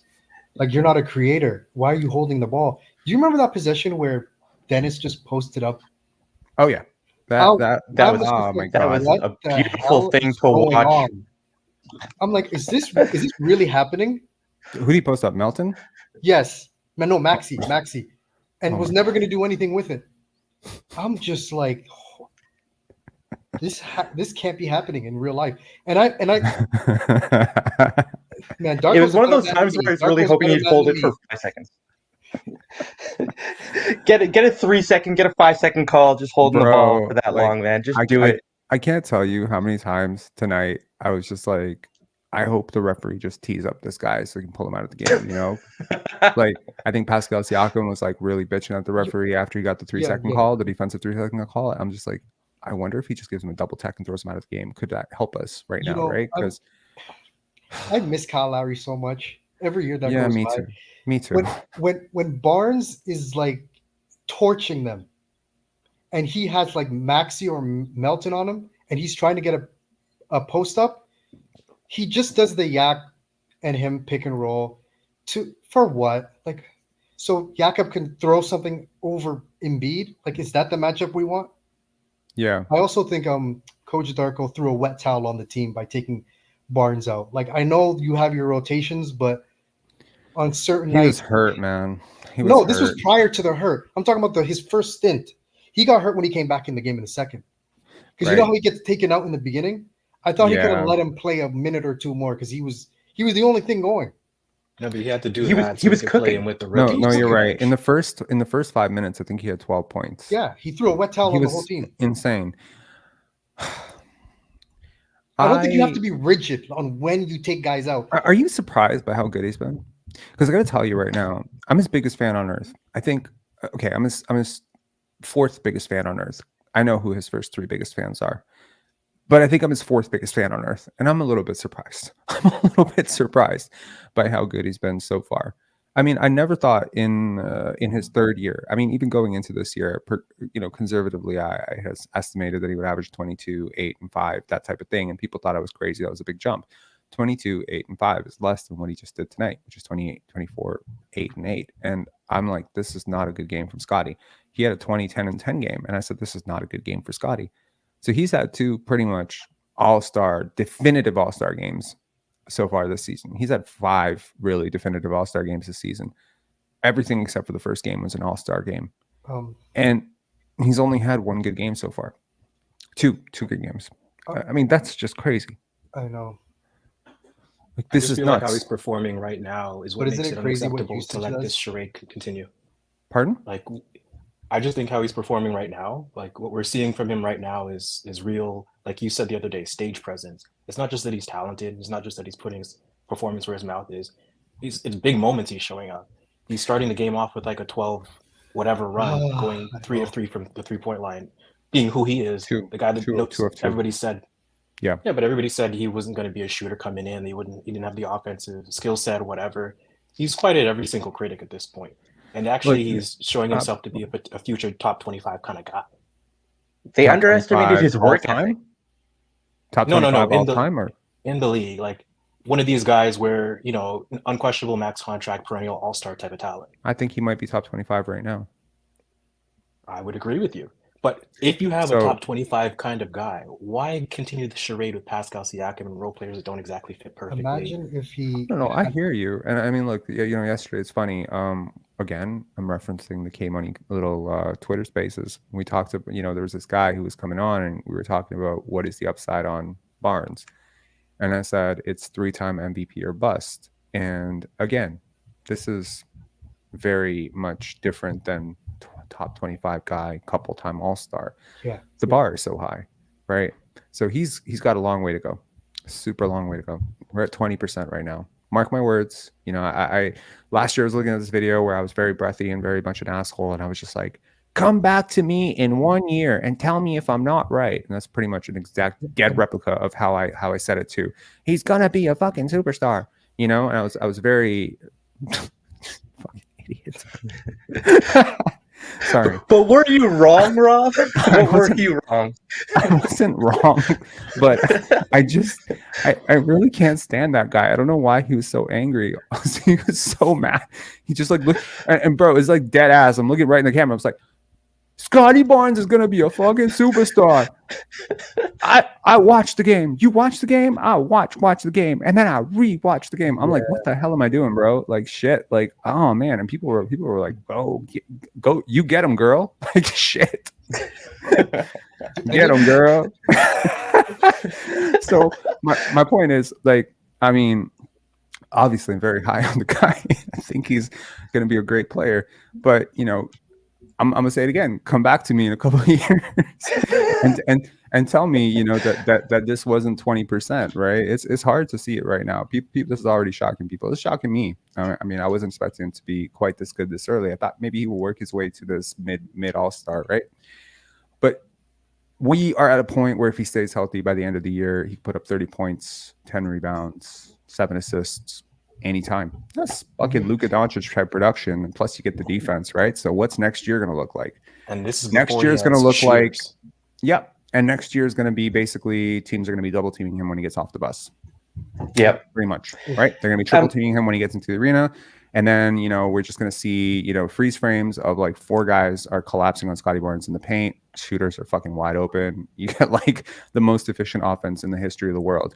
So look, like it's coming, it's going to come. We got to be patient, but in the meanwhile, you do have assets. Some fit, some don't. You know, some players, some don't. Some fit, some don't. Right? So you just got to maximize it, right? You're threading a needle. But if you're the Raptors, like we walked into this offseason with no coach, no starting point guard, a lot of questions about the future. You got a max guy who is a little bit disgruntled. Maybe you had a lot more questions, I think, 3 weeks ago than you do right now. Can I ask you all just one question here about? Sure. We were talking about NBA kind of like politics or politics within the locker room, but in terms of NBA politics, do you all feel the same way I do that Scotty Barnes has NBA politics on his side? That the stars of the league, that the players themselves are talking about him. His name is in the conversation within the NBA community as a whole. That it's giving him that, not a boost, but his play has earned him that respect from opponents, from the stars of the league to mention his name constantly when they talk about the Raptors. Normally, we're not hearing anything about Pascal. We're not hearing anything about most of the other teams besides OG about his defense. But you ask Kevin Durant about somebody on the Raptors, he doesn't know who anybody else is in his mind except for like Scotty Barnes. We heard Dame talk about Scotty last night. Giannis talked about Scotty last night as well. All you need to know. Are these guys being specifically asked questions about Scotty, or are they just launching into a tirade about Scotty unprompted? That's different. I didn't listen to Dame's comments from last night. Like some of the player podcasts, they always mention if the Raptors come up, it's Scotty Barnes or OG, yeah, because everyone knows he's our only hope. I mean, you got to understand, right? Like I don't want to say most, a lot of NBA players, right? They track youth, right? Scotty Barnes, top 5 recruit. Scotty Barnes was McDonald's All-American. Scotty Barnes, top 5 pick. You learn who those guys are when they come into the league. With a Siakam, he kind of came out of the radar. New Mexico State, late pick, big success story, but it was a Raptors success story. It wasn't really a Scott, and also you got to understand when you play basketball at a high level, you rate only players who play at that level. You're not rating stats. Nobody, you never heard anybody talking about Christian Wood ever, right? Be real. He can put up 24 points per game. Nobody fucking cares, right? It's different. Real players the real ones. When I say real ones, KD, guys like this, Kyrie, they're not talking about guys like Christian Wood. They're not talking about guys like Julius Randle. I mean, maybe a little bit Julius Randle, but they don't rate guys like this because they're not real. They're what do we call them? What do we call them? Oh God, great as bad team players. No, Nah, they're. Come back to me with this one. There is a fucking great term for it, and I know what they call them, but it's empty calories guys or whatever, you know. The way, I mean, tonight was, watching tonight's game, you saw Tobias Harris truly believes Oh my god. he's better than Pascal Siakam without a shadow of a doubt. 100%. knows it. Yes, he He's does. like, this dude is garbage. Like, you can't tell him otherwise. You can't tell him. And when he sees him, he's going at him. Like, there is a severe lack of respect for that guy. Is there any okay? So basically, here's the scale, right? It basically goes like this: Tobias Harris is to Jimmy Butler what Pascal Siakam is to Tobias Harris. You understand? Oh, You understand what I'm saying, right? So Yeah. basically, Tobias Harris been, you know, he's put up big numbers, but he's been passed up an All-Star a few times, right? He's been on a better team than Siakam. Siakam's got an All-Star, whatever. So you remember when Jimmy Butler got ousted, really left from Philadelphia because they signed Tobias Harris, and so you know, like he's carrying his team to the fucking finals. He's a dog. He's a real dog, Jimmy Butler. And then he's like, Tobias Harris over me. I wonder if Tobias Harris walks into his house tonight. His wife is home. His kids are there. Everyone's, you know, around. And he's just like going upstairs, stomping his feet. Pascal Siakam over me. And he just shuts the door. It's the same thing.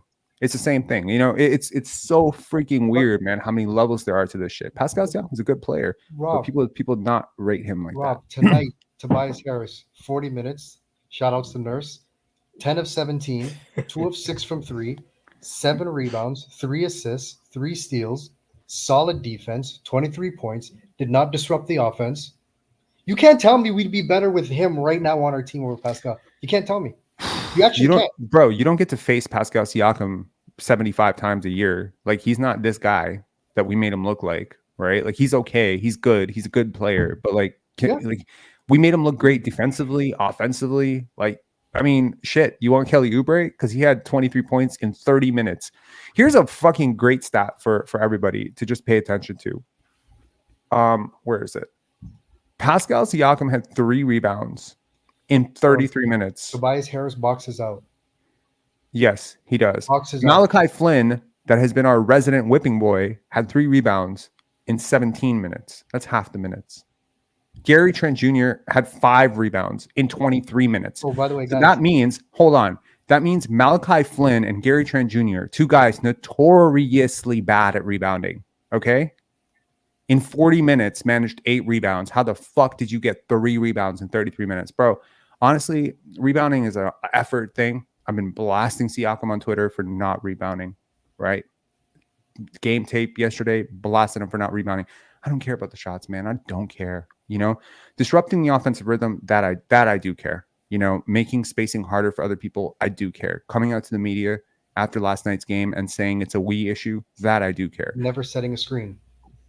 Not setting screens, not holding for guys, that I do care. You know, this is like, you're not really allowing your teammates to succeed. And it's like, you know, credit to his teammates, like, because The entire coaching it's staff disheartening, isn't it? is on Don't you think it's eggshells. disheartening? They can't say anything. Why? It's a gag word. They can't say anything. Why? Why? They're not going to call them out. Bro, I would. And this is the. Do you remember Rasheed Wallace throwing? You remember Rasheed Wallace throwing a towel at Arvydas Sabonis' head in a huddle? Y'all remember this? No one remembers this but me. Okay, From Bad Boys Pistons days? No, the Blazers. Pistons, Blazers. Bad Boys Pistons, bro. The Bad Boys Pistons days when they were not treating their coach with respect. Jailblazers. But like- Never on the You're talking about Pistons. jail. You are so confused right now. Yeah. Oh, Bad probably. Boys Pistons was Isaiah Thomas, Joe Dumars, Bill Lambier. He means That's 2.0. You're talking about the hapless Pistons with Tracy McGrady. No, I'm talking about the Portland Trailblazers. And you know, it's like you see Scotty, you see OG, you know, they're still giving Siakam dabs, and you see Jakob, and he's still trying to give him you know, the credit, like the benefit of the doubt, right? Darko Rajakovic, you know, coming out, giving him the benefit of the doubt. He talks, they're all talking about him. We need to rebound. We're just looking I at know. right. And also, I mean, here, I'll say this to be fair, because I would definitely call out Siakam if he did this. I have to call out Barnes. Barnes did a lot of ball watching too tonight. defensively in the second half, he ball watched a lot. There were a couple times where he's standing in position to get a rebound, he's boxing out, but go get it. Just go get it, right? I know you're boxing out your guy and you want to clear out, but you're expecting Pascal Siakam to grab this rebound and he's letting his guy go right over his back. So just go get it. Just go get the fucking ball, But that's what Scotty has been doing. Scotty will go out of area to get defense. He gets the benefit of the doubt. His teammates are choosing to assume positive intent for now. But I don't think that if they start, like they're 2-4 now, okay, 6 games in, 2-4. Maybe after next game, you're 3-4. So there's no panic right now, right? 3-4. This is 1 game under 500. It's when if you end up falling to like 3-7, 3-8, that you will absolutely either see a trade or you will see a blow up. Because there's no way, like you see Jakob's interview, the one that we pulled up. Yeah. You remember it, right? Do you see how visibly stressed he is during that interview? That's his boy. That is his boy. But he is literally doing all sorts of self-soothing gestures while he's speaking. His breathing pattern is so disrupted. I feel bad for him. He's doing his best, Jakob Poeltl is doing his best. He's not playing perfect games by any means, but he's doing his best. But it's hard to coach the team when you're not holding everyone accountable. Right. That's the big point. I think he is holding people accountable. He can't bench him. What do you want him to do? How are you holding? That would be holding him accountable. Come home by 10 p.m. Come home by 10 p.m., son. And okay, let's say you what bench authority him. do you have, bro? But this is the problem. The star has all the leverage here. Let's say you watch him miss 4 box outs in a row and fail to rotate on Kelly Oubre 2 more times, and you're like, that's it. I'm fucking benching him for the 4th quarter. Okay, I'm not bringing him back into the game. I don't give a shit. You better win. You're not Greg Popovich. You're a rookie coach, and he is an all-star, all-NBA player on a max contract. You have to understand that sometimes you have to talk about decisions above your pay grade. You don't actually have the kind of authority or clout to do that. Because that's. Do you remember when Nick Nurse did it? Nick Nurse benched him once. Remember when that happened? Mm-hmm. And it was a huge deal. He walked off the court. Do you remember that? He just left. He was like, You can't bench me. How dare you bench me? Yeah. So, I mean, that's happened before. And I mean, look, like I've talked about it before. I think I talked about it in several lives. I try to drop these little nuggets towards the end of the lives because I don't want too many people to know about them. They've had so many of these conversations with Siakam about this shit over the years. I just don't hear the reporting about it. Do you remember the Grange report, or I think it was the Doug Smith report last year about like Masai Ujiri flew to Brooklyn to have a one-on-one meeting with Scotty Barnes, and we were all like, "Ooh, Scotty's in trouble," like that. That sort of like, "Oh my God, he flew all the way there." I'm like, okay, well, relax. It's Masai Ujiri. It's a 45-minute flight. Relax. You know what I mean? He didn't fly to China. He didn't take a fucking freight train and take a fucking towboat to China. Like he got on a fucking 45-minute flight, had a meeting, and left. And I just found that so hilarious because the way it was presented was, look, see everything we've been saying about Scotty's effort, etc. Now Masai, the big boss, his big, golden child, he's addressing him. I've always wondered why we didn't get the reporting about the meetings he's had with Siakam throughout the years, because almost once a year, like clockwork, he has to sit down and talk to this guy. And, it's weird. I wonder if he has to have another one of those with him right now, and just talk about effort. Because it's basically right now, he's basically like he's just saying if the charge is selfishness, right? If the charge is selfishness, look at my shot attempts, look at my usage. You can't say I'm being selfish, right? But he's being selfish in a completely different way now. Not boxing out is selfish. Refusing to space out to the corner and move out of the way so that your teammate has a driving lane is selfish. And, holding on to the basketball and allowing the defense to recover an advantage because you're surveying the court is selfish.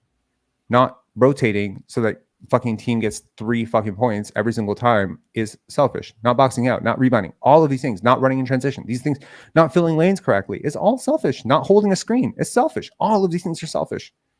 You meet any selfish basketball player, what do? Give me the ball. Give me the ball. And they just stand on the fucking top and just ask for the ball. And you just you want to whip it at their fucking head. You just do. I had a teammate like that in pickup once. I just whipped the ball at him. So we're just being held hostage by Pascal Siakam and management. We are. Is letting this continue? I think we are. I think we are being held hostage by this man. I mean, like we saw it Pascal? in the fourth quarter where he tried to do a rip through on Maxey, and Maxey stole the ball out of his Tyrese Maxey. Not a It was good in defender at transition. all. It was in transition. He did the Gary Trent special. No, it actually happened twice in the game. Maxey stripped him twice. Here's my homework assignment for all of you, detectives out there. Go and watch the Darko Rajakovic first win celebration. Everyone going crazy in the locker room, and slow it down to 25% and look in the background. There's your homework. Tell me what you see. All right. Okay, moving on. Let's talk about something else other than Pascal Siakam. I want to talk about, what's up next for the Raptors, what they can do to fix this. And perhaps, if they had played the way they played against the Bucks, do you think this would have, resulted in a far more competitive win? Auto played. That helped. Mm-hmm. That was a big help. So I actually do think we are missing Precious a little bit. I mean, he's his strength down low and his ability to actually rebound matters. You could have used him tonight. Honestly, watching Scotty Barnes be the primary defender on Joel Embiid gives me serious anxiety. Like that should be that should not be a thing. But unfortunately, injury reasons. But hold on. Who else? If you don't have Jakob on the floor, who else is going to guard him? Precious is out. Koloko's out. I know, but it's just like none of those guys are good matchups. No, none of them. I honestly, the weird part. He would ragdoll Christian. He would absolutely outsmart Precious. He can space out. OG on him. OG is your best matchup for Embiid by far. He's your best matchup. He can get low. He can get into his pocket. He can probably force him out a little bit. OG with help. So OG with Jakob as a helper probably would have been your best option, or OG with Scotty as the helper would have been your best option. I think if Scotty was healthier today, like if he was not favoring his ankle, not overthinking it, not overthinking like if I jump, will I twist it again, whatever. I think he was just trying to survive this game and just get out of it, and just hoping that one of his teammates could fill in the slack. Because look, at the end of the day, he's picked up the slack for everybody. And he and OG and Jakob. That's actually dangerous. What's dangerous? Him guarding Embiid? Well, I mean, because Embiid is so dirty. I mean, did you see the collisions with him and Jakob? You really want that to be Barnes or OG? I don't want that to be anybody. Is it worth a potential one win? Seriously? Scotty's tough. Scotty's tough. I'm not doubting he's tough, but I mean, he's strong. He's 42 pounds of just chiseled muscle, 5% body fat. He's tough. I'm all for him playing center, but there are certain guys in a regular season game, it's just not worth it. For stints, sure, but as a primary defender for like 3-4 minute stretches, I would prefer him as a help. And Embiid decides to put his head down. Yeah, bro, but in a switch everything defense, you have to account for the fact that at times you're going to get cross matched, and maybe Scotty just got matched onto him. He wasn't his primary defender tonight. Jakob was, and he took a beating. What purpose does Boucher serve if he's not backup center? You really want to put Chris Boucher on Joel? No, I'm saying just generally speaking, if he can't play backup center for a lot of nights, like against Denver, Chicago. There are a lot of players on your team that are, let's call it, leftover remnants of a decadent past. Okay. So, this is not 2K. I wish it was 2K. If this was 2K, I just fucking, Oh, these guys would never see the court. You go to settings and you put fatigue off. Fatigue off in 4-minute quarters. Fatigue off? I didn't even think of that. No, I was thinking in my GM mode, you go to super easy mode and you put trade override on. Okay, so then you start dangling and you start to say, okay, Chris Boucher, yeah, we'll take Tyrese Maxey for you. Okay, take Tyrese Maxey off your hands, get some rebounding. No, I'm kidding. Even without trade override, if you put Chris Boucher on the block, you probably get like a second round pick and a bad contract from somebody, and then you start accumulating these second round picks, and then you play this very weird style of ring roulette with no consequences on team chemistry. And obviously, in 2K, your team chemistry will fall, and then you'll get 10 wins, and then your team chemistry will be up. But this is not 2K. This is real life. And one of the things that I realized, going back in the other day I mentioned, that I hadn't seen a team like play like this since Rick Pitino's Celtics. And that's, a big charge to make because Pitino's Celtics were notoriously just, whoa, bless you. And they were, that's the first sneeze in our live history ever. The mute button doesn't exist. Record that. It does exist, but yeah, like, I mean, sorry that caught me off guard, but in all, I've almost sneezed once on this live and I suppressed it. I was like, no, I'm not going to be the first to sneeze. So you got it. You got it, Maroon Prince. That was Maroon Prince, right? No, that was me. No. Oh, that was you. It was Coach Mo. Coach Mo, you got the first sneeze. All right. Just so you guys understand, what's his name? The guy who torched us on the Sixers. Kelly Oubre? Oubre's minimum. Okay? Boucher makes 11 million. Let that sink in. Just let that sink in. And he has another year on his deal. That's the worst part. Like 11 million to 2. At least it's not a player option. By the way, what's his name? Beverley? Yeah, he did his thing today. He impacted the game positively for the Sixers. Minimum player. I don't know why we gave Boucher that money, and you keep bringing it up. Why we gave Kent Birch that money? I don't know why we just signed these guys that are basically minimum guys. I don't Serious question: is Justin Champagny not actually better than Chris Boucher? Ooh. There's case to be made, yes. He's younger. I'll give you that. He's a real rebounder. Boucher is a good rebounder. He doesn't think the game. He doesn't know the game. He doesn't really seem to understand. If he's wearing gloves, maybe he could be a good rebounder. How many rebounds? Are you talking about how many times he dropped the ball off the rebound? But how many? Who drops the ball more than Chris Boucher? Realistically, Oubre. Look at it, Jarrett. Yep, you're right. Damn. Oubre makes minimum wage. Gary makes 18. You say minimum wage? Well, bro, you're not working at McDonald's, You're not making minimum wage. That's funny, though. That's funny. That's a nice 40 and NBA minimum wage. Oh, yeah. In their circles, he's min wage. Jesus. By the way, it's worth saying the Sixers got they got a lot better this week, and they're pretty dangerous. Is it because they played the Toronto Raptors twice? No, they got Covington. They've just got a little bit more veteran depth that actually. You watched Robert Covington play basketball in the last 5 years? He's not very good. Sixers roster is also in our pretty rotation. not good. He'd crack our rotation. He's definitely a rotation player for them. He'd crack our rotation. You think Robert Covington would play basketball for you? For real? Did you watch Gary today? Did you realize you have Thaddeus Young sitting at the end of your bench? I'm not sure Robert Covington is better than Thaddeus Young right now. It's pretty close. Well, I mean, he's playing next to Embiid. That's a difference maker because he's a 3-point shooter. All right, we're oh my God, I almost don't want to do this, but we're gonna flash the stats on Oubre versus Gary. Hang on, and this is before tonight's game. And this is Oubre's second great game. The opener against the Bucks, he played really well because that was the first game on TNT on Thursday. Dame's debut. Yeah, he torched the Bucks that game too. So this is going to be really, really sad for me and for you here. Yeah. I mean, I wanted to fact check Jarrett Osei here. Jarrett, no lies detected, man. No lies detected. That's fucking crazy. And if we can have a dribble counter too, how many dribbles they made, it'd be a massive difference, though. Bro, is this a typo? Is this a typo? Is he shooting the 36% from the free throw line? No, it's not. No. 28% from 3, 33% from the field, 10 points per game.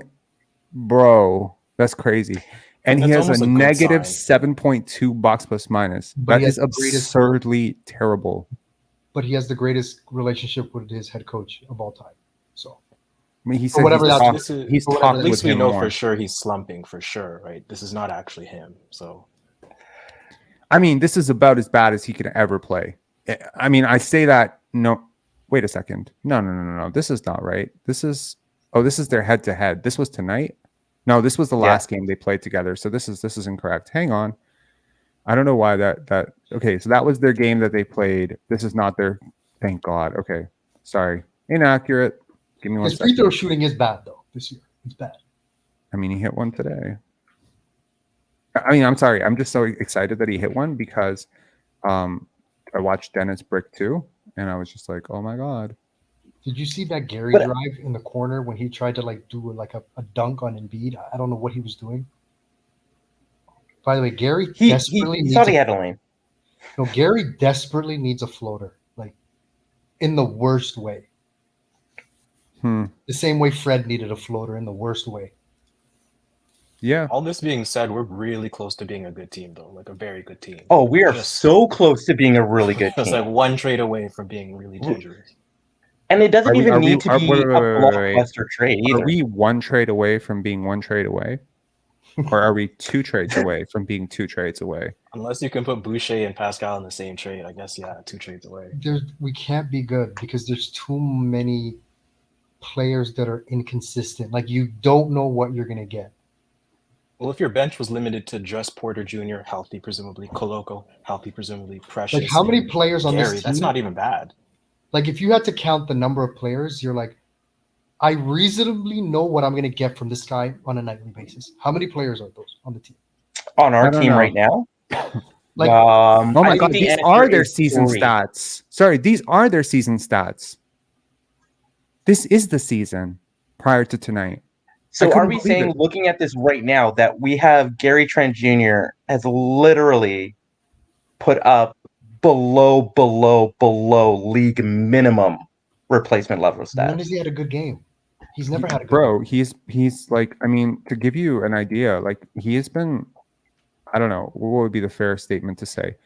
30 times worse than he was last year, 20 times. I mean, to give you context, he was a 0.2 box plus minus guy last year. Positive 0.2. I mean, this is insanity. This is crazy. He had 56% true shooting last year, which was like barely below league minimum. Below league average. He was an exact average player last year. 15 PER is average. Right now he's at 5.8 PER. I'm gonna post the stats just to give people a clear context of his total regression. Hang on. Is Gary Trent Jr. one of those players, though, that has to be playing with starters in order to get good stats? Absolutely. Like, he can't generate his own stuff. He can't be playing with people who don't hit him in the perfect pass in the pocket.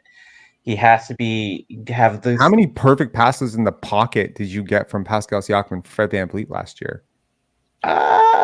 Gary's issue is that's one of it. He needs to play with better players, but also he gets in his own way. Like he just does. This is the regression, guys. Okay. So this is his worst year since his rookie season, where he played 15 games and 111 minutes. He's already clipped 111 minutes so far. This is before tonight. Tonight, we'll probably drop this even further. His usage has not really changed dramatically. He was at 21.7%. 20% usage is league average. So he had average usage last year. He has average usage this year, slightly above average. He has cost you a 0.1 win so far. He's had a positive defensive win share, negative offensive win share. Can't hit shots to save his life. His defensive box minus is negative 1.8, which is basically a prorated stat that shows you per 100 possessions how much better or worse you are with him on the court defensively.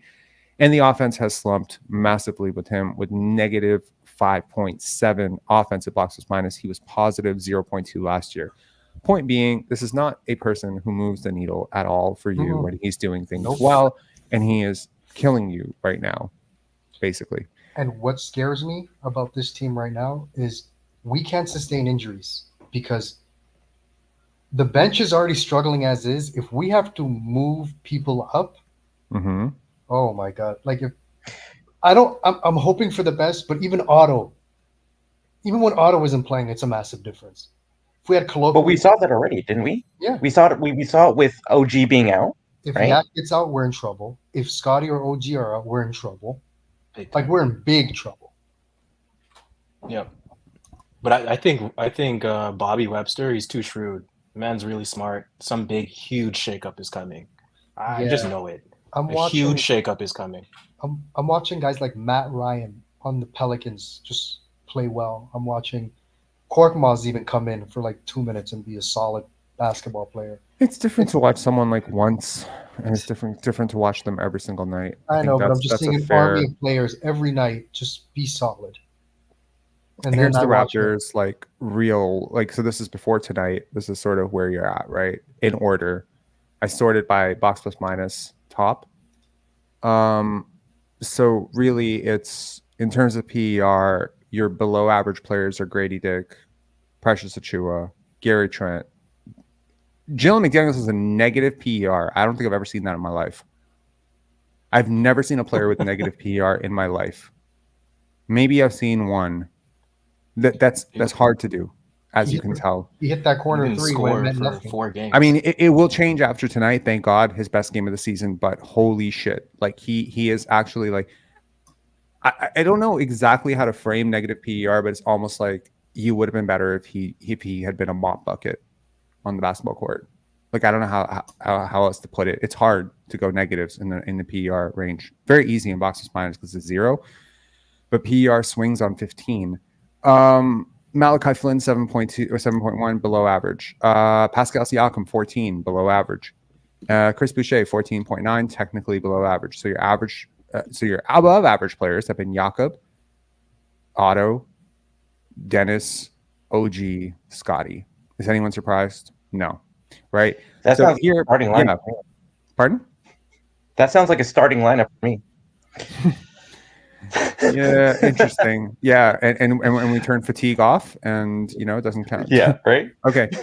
In terms of boxes minus, Scotty Barnes is now officially entered All NBA territory at 5.9 boxes minus. Dennis Schroeder has technically played about All-Star level. That's crazy. That's absolutely insane. But This is the best stretch of basketball in his life. 3.7 boxes minus. Yeah. Don't you think Grady He's Dick been is at the great. bottom because of who he's paired with? That affects. So here's the thing. I think Dennis has really, really owned the offense, for better or for worse, to borrow a term from Fred VanVleet. He is posting it, and the results statistically are saying he should be, because he is a 5 box plus minus offensively. That's crazy. That leads the team. That's better than Scotty. That's better than Otto. That's better than everybody.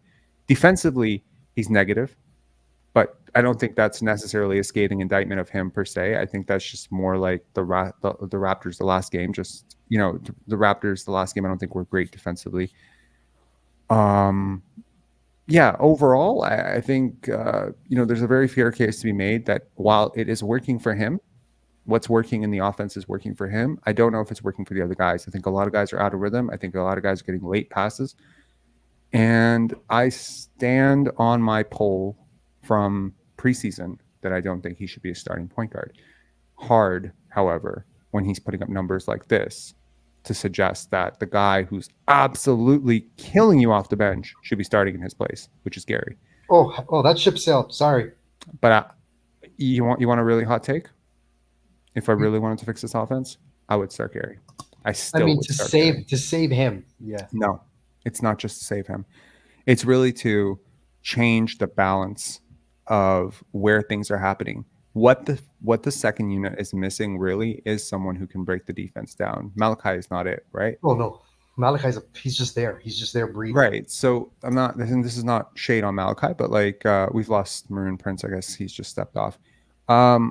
So I don't necessarily think that it's going to be long-term effective to continue to allow Gary to tank his value like this, because either, worst case scenario, he's going to end the season slightly better than where he is right now, and he's going to be basically a mid-level exception guy, if that. Mm-hmm. And at that point, you have a very difficult decision to let him walk for nothing or to offer him a contract that he's not going to be very happy with and just watch him kind of, I don't know, regress. I don't know. Like he's not. I don't think it's about Gary. I think it's more. I agree with you that something has to be done about this bench, and the consistency there. And it might be Schroeder like coming in with fresh legs, not Barnes coming out and then coming back in, like an actual bench player coming in and really, I don't know. Again, isn't that what they're trying to make Malachi do, though? Isn't that what they want Malachi to be?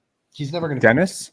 No, that's what they. No. Isn't that the Raptors want Malachi to be? Is to be that player that's coming off. I think they want him to be like Fred unit. VanVleet. I think they want him to be a little bit like Fred VanVleet. They probably saw a little bit of Fred VanVleet in him when they drafted him. There's a lot of people who've called him Red VanVleet many times. Yeah, I mean, look, in order for the Raptors to be good, Malachi, Gary, all these guys, they do need to adjust to this role. I think right now it's really, really hard to justify Dennis Schroeder going to the bench, right? Mm-hmm. He's been your second or third best player on almost every single night. You can't justify starting Gary. Can't do that. But that's the thing, right? Like media-wise, everyone but Scotty is struggling with Dennis, right? You can make a case that Jakob and OG have been fine, but they haven't been dynamic. And Siakam specifically is very much struggling. So it's very difficult in a 5-man rotation or a 5-man lineup to specifically say 3 people are struggling because of this one person. But I think that Dennis has been very ball dominant. I mean, if I look at the usage rate, right? He has no feel. His timing of when to go for his, he's not a game manager. Yeah, I mean, his usage has not been terrible. 20.7. He's been far from bad. And you can make a case that right now, Pascal Siakam at 22% usage is pretty fair for him, right? Scotty leading your team in usage, that's fair. 26% usage is a huge uptick for him, but also very worth it. Winshare's argument says that Dennis has been your best player. So, it's really difficult. But this is having all sorts of shades of Fred VanVleet all over again, where an offense is disproportionately designed to benefit one person. Oh, of course. The assist numbers are example of that. And he had 10 assists, and I never once was wowed by any pass. I was wowed by one. It was good. Which one was it? I can't remember exactly what it was, but I remember you get my point. You get my point. Yes, it is assist hunting, and people will never understand this because it's really hard to.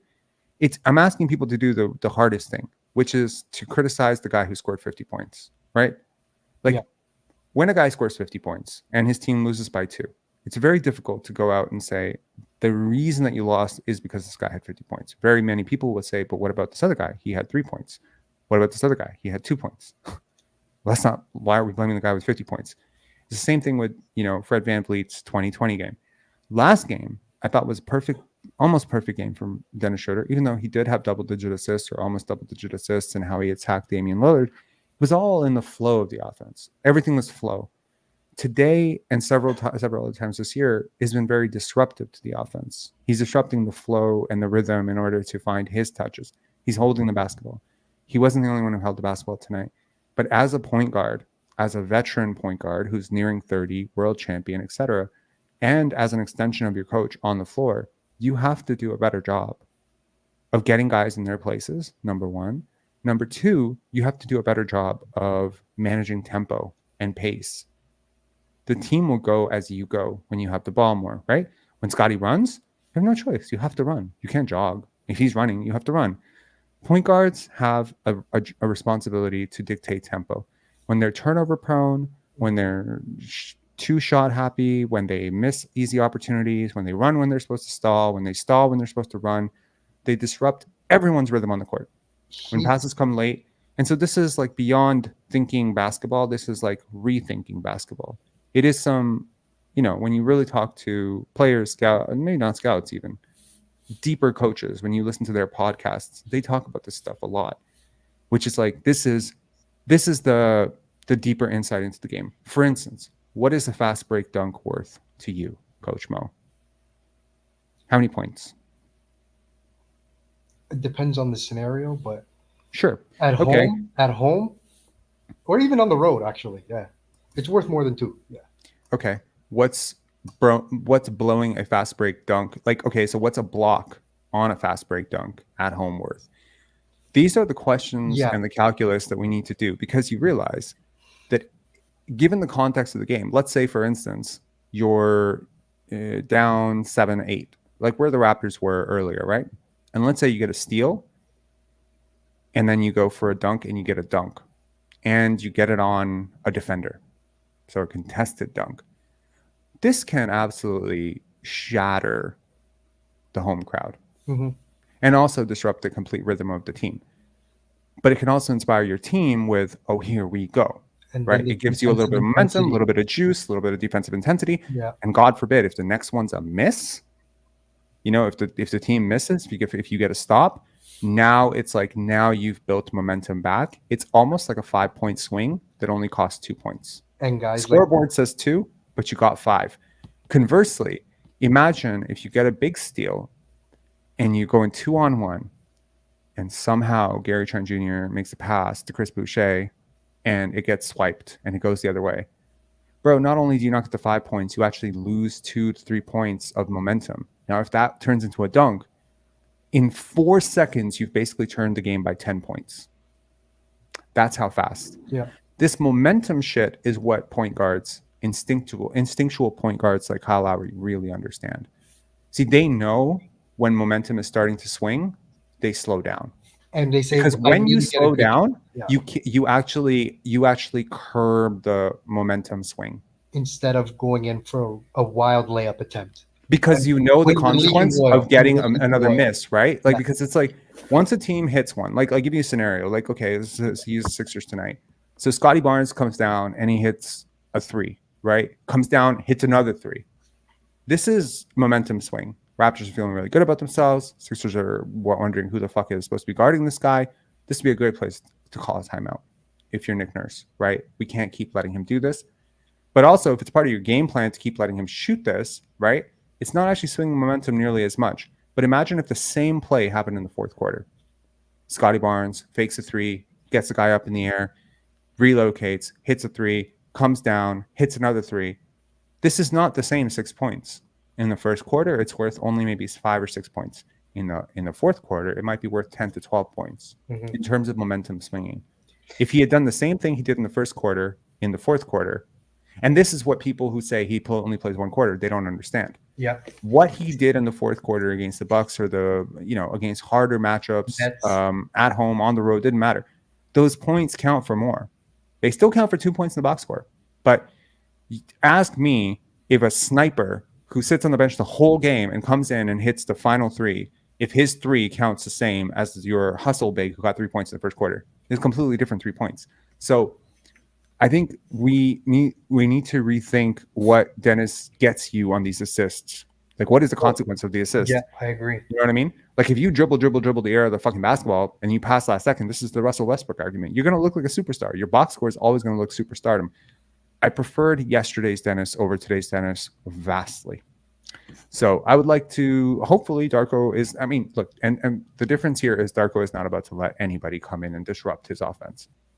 Least of all. He's yet to set it, right? He's yet to see everyone completely buy in, completely play the offense the way that he's designed it, right?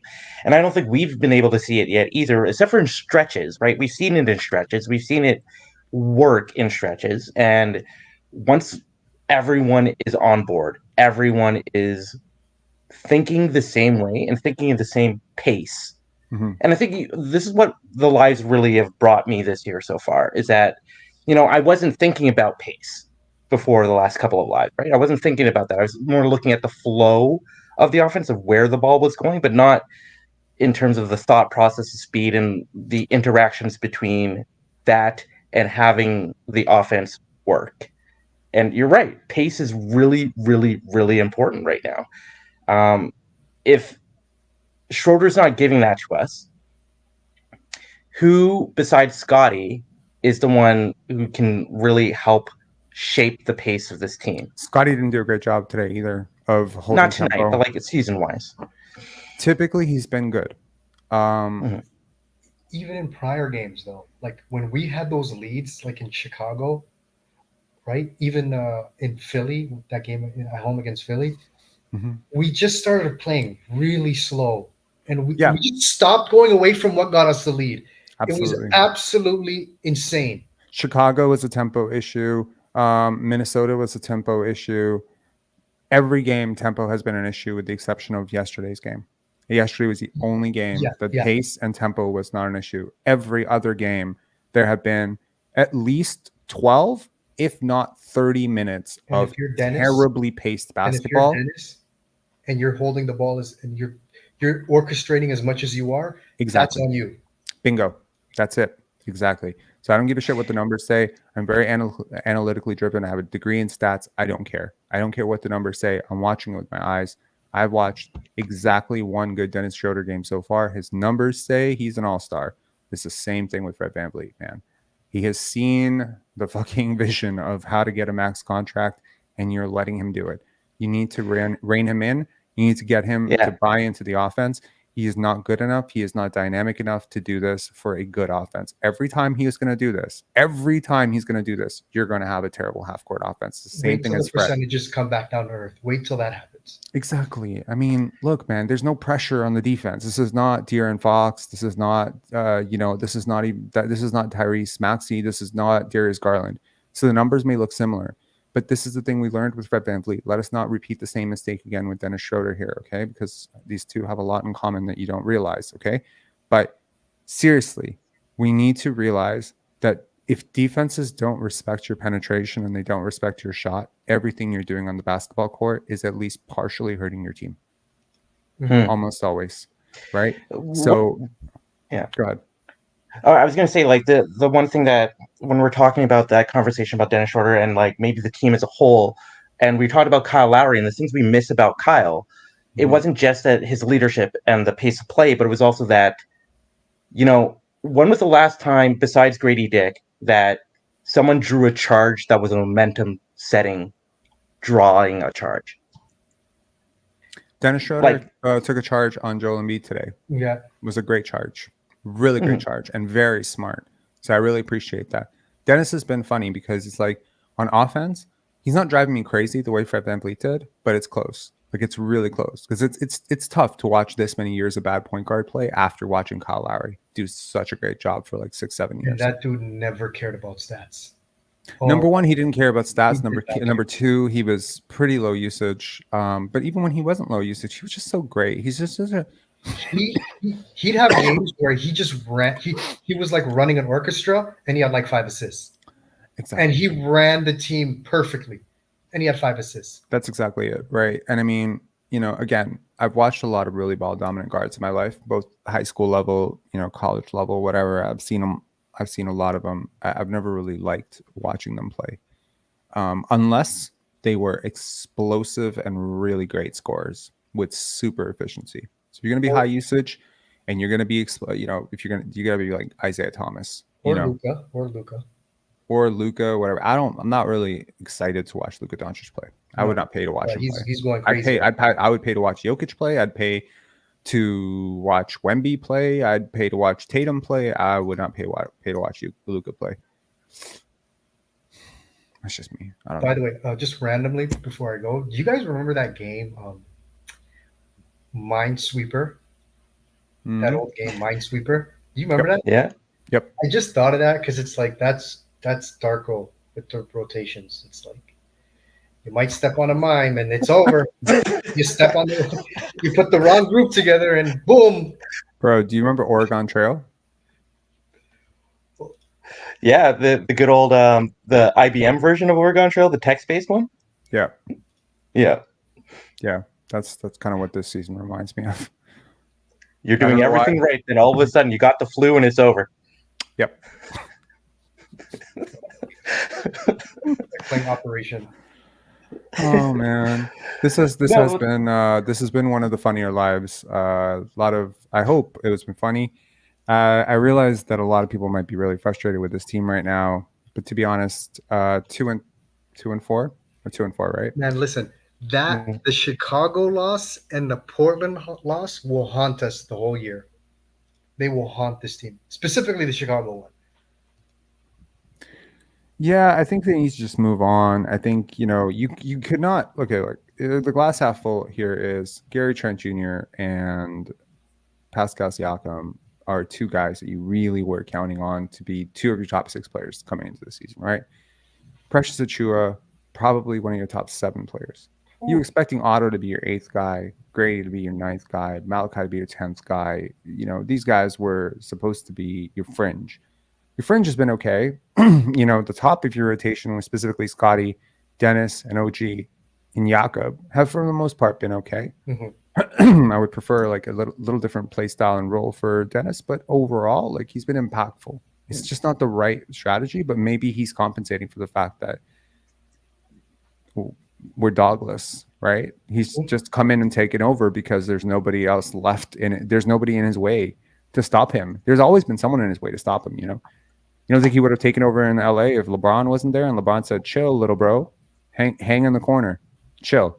Mm-hmm. Scotty's going to have to learn to defend his turf. And I think he's doing a good job of managing tempo. There's a couple times where he'll see Dennis and just give me the ball. But for Dennis Schroeder to come into a team with Scotty Barnes and Pascal Siakam and be your, like lead playmaker is crazy. It's quite crazy, actually. But you haven't really found anything of semblance, like even reasonable production from Siakam and Trent. And you've been in most of these games, except for this one. This was the one that felt like more like wire to wire. You had no chance, right? Mm-hmm. And both games against Philly have been kind of like bad, but this one felt worse for some reason. I mean, when Oubre was just anything he threw up went in, you're like, yeah, we're losing. And to anyone studying the tape tonight, go watch Oubre's first three and tell me who's late on that rotation. It's just over and over, man. It's just over and over and over and over. Yeah. So, the offense just didn't. I cannot recognize this offense relative to what I saw last night. Just didn't feel like the same thing. So, look, on to the next one. Space with Victor Wembanyama. Beat his ass. And I'm just kidding. I love Victor. I love him. Rob. I love watching him play basketball. It is one of the most funnest things to watch right now this season is watching Victor Wembanyama play basketball. He's great. I have a Wemby question for you guys. If you bring up not tanking last year for him, I'm gonna ban you. Not that. Does he stand a chance? Against OG? Victor? Chance against OG? I don't know. Is he going to hold the ball and put his arms in the air? Like, I don't know. Like, what are we doing here? You consistently score on OG one-on-one. Honestly, I'm asking you a serious question. Okay, seriously, here's my serious answer to that. Is if Victor decides to put the ball on the floor, you think he can play with the ball in around OG? If he puts the ball on the floor, he doesn't need to play with the ball. Okay, I'm just saying he has no physical He's going to be. He's in for one of the worst nights of his life. That's for sure. This is a very good. That's what I'm saying. This is one of the worst. This is one of the the top defensive teams in the NBA. They have the personnel. However, that being said, eventually he will dominate these matchups. This coming up Sunday, he's going to walk it. Also, I just want to say there's a very in France. Okay, huh? I'm saying guys as great defensive players with that size and speed. OG would be the best defender in the French league, personally. He's probably the second or third best defender in the NBA. That's what I'm saying right now. Yeah. No, I get you. But what I would say about that is, he is also an incredible defender. Oh yeah, Wemby on the other end. There's three guys, I believe, holding guys under 25%. If you saw my little share about that on Instagram, and Wemby and OG are two of them. So, look, I think someone's going to get blocked a lot. Oh, yeah. It's going to be a bit cathartic for some of us who are really frustrated with half this team. I think the propensity of getting the likelihood of getting blocked on a stupid shot is so much greater than the likelihood of getting blocked on a good shot. So, won't it be interesting to see some of the most frustrating players on this team get swatted by Wemby over and over? What do you mean over under? Over under on Dennis Schroeder layup attempts near Wemby. Oh my God, 5? Where he thinks he can make it, bro. I mean, I'm that's pretty 100% sure of the time. I'm pretty sure he's gonna aim it high, and he has no floater game, so he's just gonna go to the. What's with our development? By the way, the floater game. Why hasn't our development team ever given Gary a floater? Fred given. This is not 2K. You can't just buy shit, you can't just upgrade a stat. Absolutely crazy. These guys try to go all the way to the basket half the time. I don't know, man. That's on their training staff. They need to get in the gym. Tony Parker's in the Hall of Fame because of a floater, essentially. He's okay. He's in the Hall of Fame. He's a very, very smart player. There was a year he led the league in points scoring, I think. There was one year. It was floaters. He was just disgusting with the teardrop. Or I don't know if he led the league, but he was top 5. I think he led all guards in paint scoring several times, but I don't know about the whole league. But yeah, no, look, Tony Parker was awesome. The way he put it up, it was a thing of beauty. But at the end of the day, Gary Trent Jr. and Dennis Schroeder are not Tony Parker. I think we need to get that out of our heads. I think we're in for a really fun game coming up, and it's going to be just a joy to watch. For anyone who hasn't seen Wemby play yet, take the time, go watch some highlights. Just seeing him stretch is a joy. Like that guy is like he's Whoa. just the way his body mechanics are. It's so foreign of a Pause. You need concept to pause. see it. Chat saying pause. Saying Wemby has 28 points in 25 minutes right now. Wow. Damn. That's great, man. When are Booker and King gonna play? Holy. Is there other players on that team? Jesus Christ. Just fucking. My man said watching him stretch. No, like honestly, man. Like his pre-game warm-up stuff is fun. It's hilarious. Like he's so lanky, his arms are so long. It's just crazy stuff. And he to has see. a It's normal not- size head. And he has a normal size head. and he's huge. He's just so big. You're not Like, making it better, man. You're not making it I'm better. not. You're making it I'm not worse. even trying to. I'm not even trying to, and I will not try to. Like it's one of those things I where, didn't like, need to see I remember chat. watching Yao come into the league, and Bro, he still I looked like a didn't need to see regular chat. I person. knew the pause were coming. I didn't. I knew they were there. I knew. All right. For real though, like I get it. You know, when he was Slender Man, like you see him kind of walking was at so Slender funny. Man, and I was just like, holy shit, bro. This like, I mean, if you saw this dude walking down the street, you'd be like, I don't even think that's a human being, right? So I get what you're saying. I get what you're saying, but you know. Anyways, all right, let's end this live before this live gets canceled. But for real. I'm actually looking forward to the Dallas game because Bro, we came a long way. I swear to God, man. Like, I mean, last year after a loss like this, I mean, we would all be crying. We would all probably be like screaming. There would definitely be a guest who would get kicked off. Marco would come on. He would suggest that we trade for Kyle Kuzma. I lose my fucking mind over and over again. You know, we've come a long way. We laughed a lot tonight. That's good. I mean, Anyways, let me see the Wizards' salary. I appreciate you guys so much. I really appreciate this community. I appreciate your channel, Rob. And when you were talking about that the other night, where you're like, "Hey, like, I've grown a lot in this channel." You have, and you keep growing. And this is the thing about this channel and this community is that, you know, we're losing the people that we need to lose, and we're gaining the people that you'd want to gain. And it makes the channel stronger. It makes the community stronger. And having people like, Coach Mo, whenever you're on the live, I learn something about basketball. Whenever I watch this, it enables me to grow my sense and my awareness of what NBA conversations should be. yeah. No, I get what you're saying for sure. No, thanks, man. I appreciate y'all. Thanks for coming on. Thanks for keeping the discussion lively. Thanks for yeah. Have a good night, man. Take care. Yep. Have a good one, Coach Mo. Always a pleasure. Take care. All right, let's get some of these comments. First of all, I want to say thank you to Kowado from Mars for this super chat, man. Thank you so much. I didn't get to say it before people were talking, but look at the typical minutes Nurse is playing starters, 40 minutes a game almost. Happy he isn't running Scotty into the ground this year. Scotty's on pace for MIP, maybe more. I agree. I'm really happy. Maroon Prince, Rob, you needed a Patreon yesterday. Facts. That is factual. My girlfriend was telling me, she's like, you know how many people probably listen to you while doing other stuff? You need to get on Spotify. I need to do a lot of stuff. Putting it off, man. Putting it off.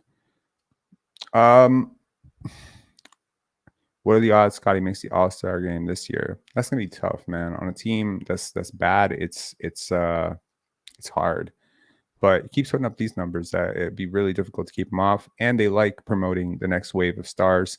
If he's in the conversation for MIP, if he's getting strong buzz for MIP, and the Raptors even are loosely competitive, it's just difficult, right? Because you're going to have a lot of teams that are going to be around 500 or above 500, which means that if you're like 5-6 games below 500, you could be 13th in the East real fast, right? Really difficult to make a case for somebody being all-star if they're 13th in the East, unless, he's going to get voted, which he's probably not. So yeah, maybe we start campaigning early, Scotty, for all-star, start a viral campaign. I don't know. We'll do everything we can to help him out. I know that, I know this community and a lot of communities in Toronto really helped push him for Rookie of the Year. And I think, the big difference between him and Evan Mobley, for Rookie of the Year and Cade for Rookie, because you could have made a case for any one of those three guys, even though I think Scotty definitely deserved it. I think one of the major differences that Scotty was in the largest market. And once again, you know, if we're comparing him to guys who might be All-Star eligible this year, he's going to be in the largest market. And, you know, I think the one swing factor will be how good are the Celtics? How good are the Bucks? How good are the Sixers? And how many All-Stars are you going to get them? Because you really think about it, the Celtics could have 3 All-Stars, 4 All-Stars, right? Sixers could have 2 All-Stars, and they probably will have 2 All-Stars. The Bucks have 2 All-Stars. Think about how many roster spots I just took with 3 teams. It's difficult. He will have to do more than this, which is crazy to say. He'll be probably one of the biggest statistical snubs of all time. But what I like to say is that every single year there are about 40 All-Stars, 40 to 42 All-Star level players. And 25, 26 are going to make it, right? Maybe injury replacement or something like that. So if 26 guys make it and 40, 42 guys are All-Stars, then the only determining factor almost always is health and record. That's it. I don't care if Scotty is an All-Star. I want him to be an All-Star because I think at some point down the line, legacy-wise, it'll matter. 10-time All-Star versus 12-time All-Star. These things will matter maybe. But more so than anything, I think if you're a Raptor fan, instead of quibbling over whether or not he actually shows up to the game, and I'm sure we'll all be very happy if he gets to the game, throws a no-look dime to, you know, somebody, it'd be great, you know, to see him out there, to see him be recognized with his peers, because he really is in that conversation right now. I mean, a 6 box plus minus through 6 games and probably up from after today. This is crazy production. Pascal Siakam has barely been 3 for most of his All-Star tenures, right? So this is like just he should be voted in by coaches. I wonder if Darko Rajakovic has enough pull with those coaches to make that happen for them. Unfortunately, 2 of those coaches are 2 of his ex-coaches, which is Adrian Griffin and Nick Nurse. And I wonder if they'll vote for him. Depends on the relationships, right? It's a political game, man. So my money is on probably not, but he is an All-Star in my book. And we'll push. Let's see. Let's see if we can't get him like a lot of votes. You know what I mean? It changes the narrative if you're constantly like in the top half of the voting. A lot, actually. So let's see. Scotty for All-Star. Toronto can do it. Bro, let's start it now. Let us start a Scotty for All-Star campaign right now. Get onto Twitter and say it's never too early. We'll start a new hashtag, 4to All-Star or something like that. Someone come up with a creative hashtag. Let's make that our community's initiative, because God knows it's not going to be a championship. All right. Take care. Have a good one. Bless up. Have a good night, man. Thank you all so much. And yeah, hit subscribe, hit like on your way out. Peace.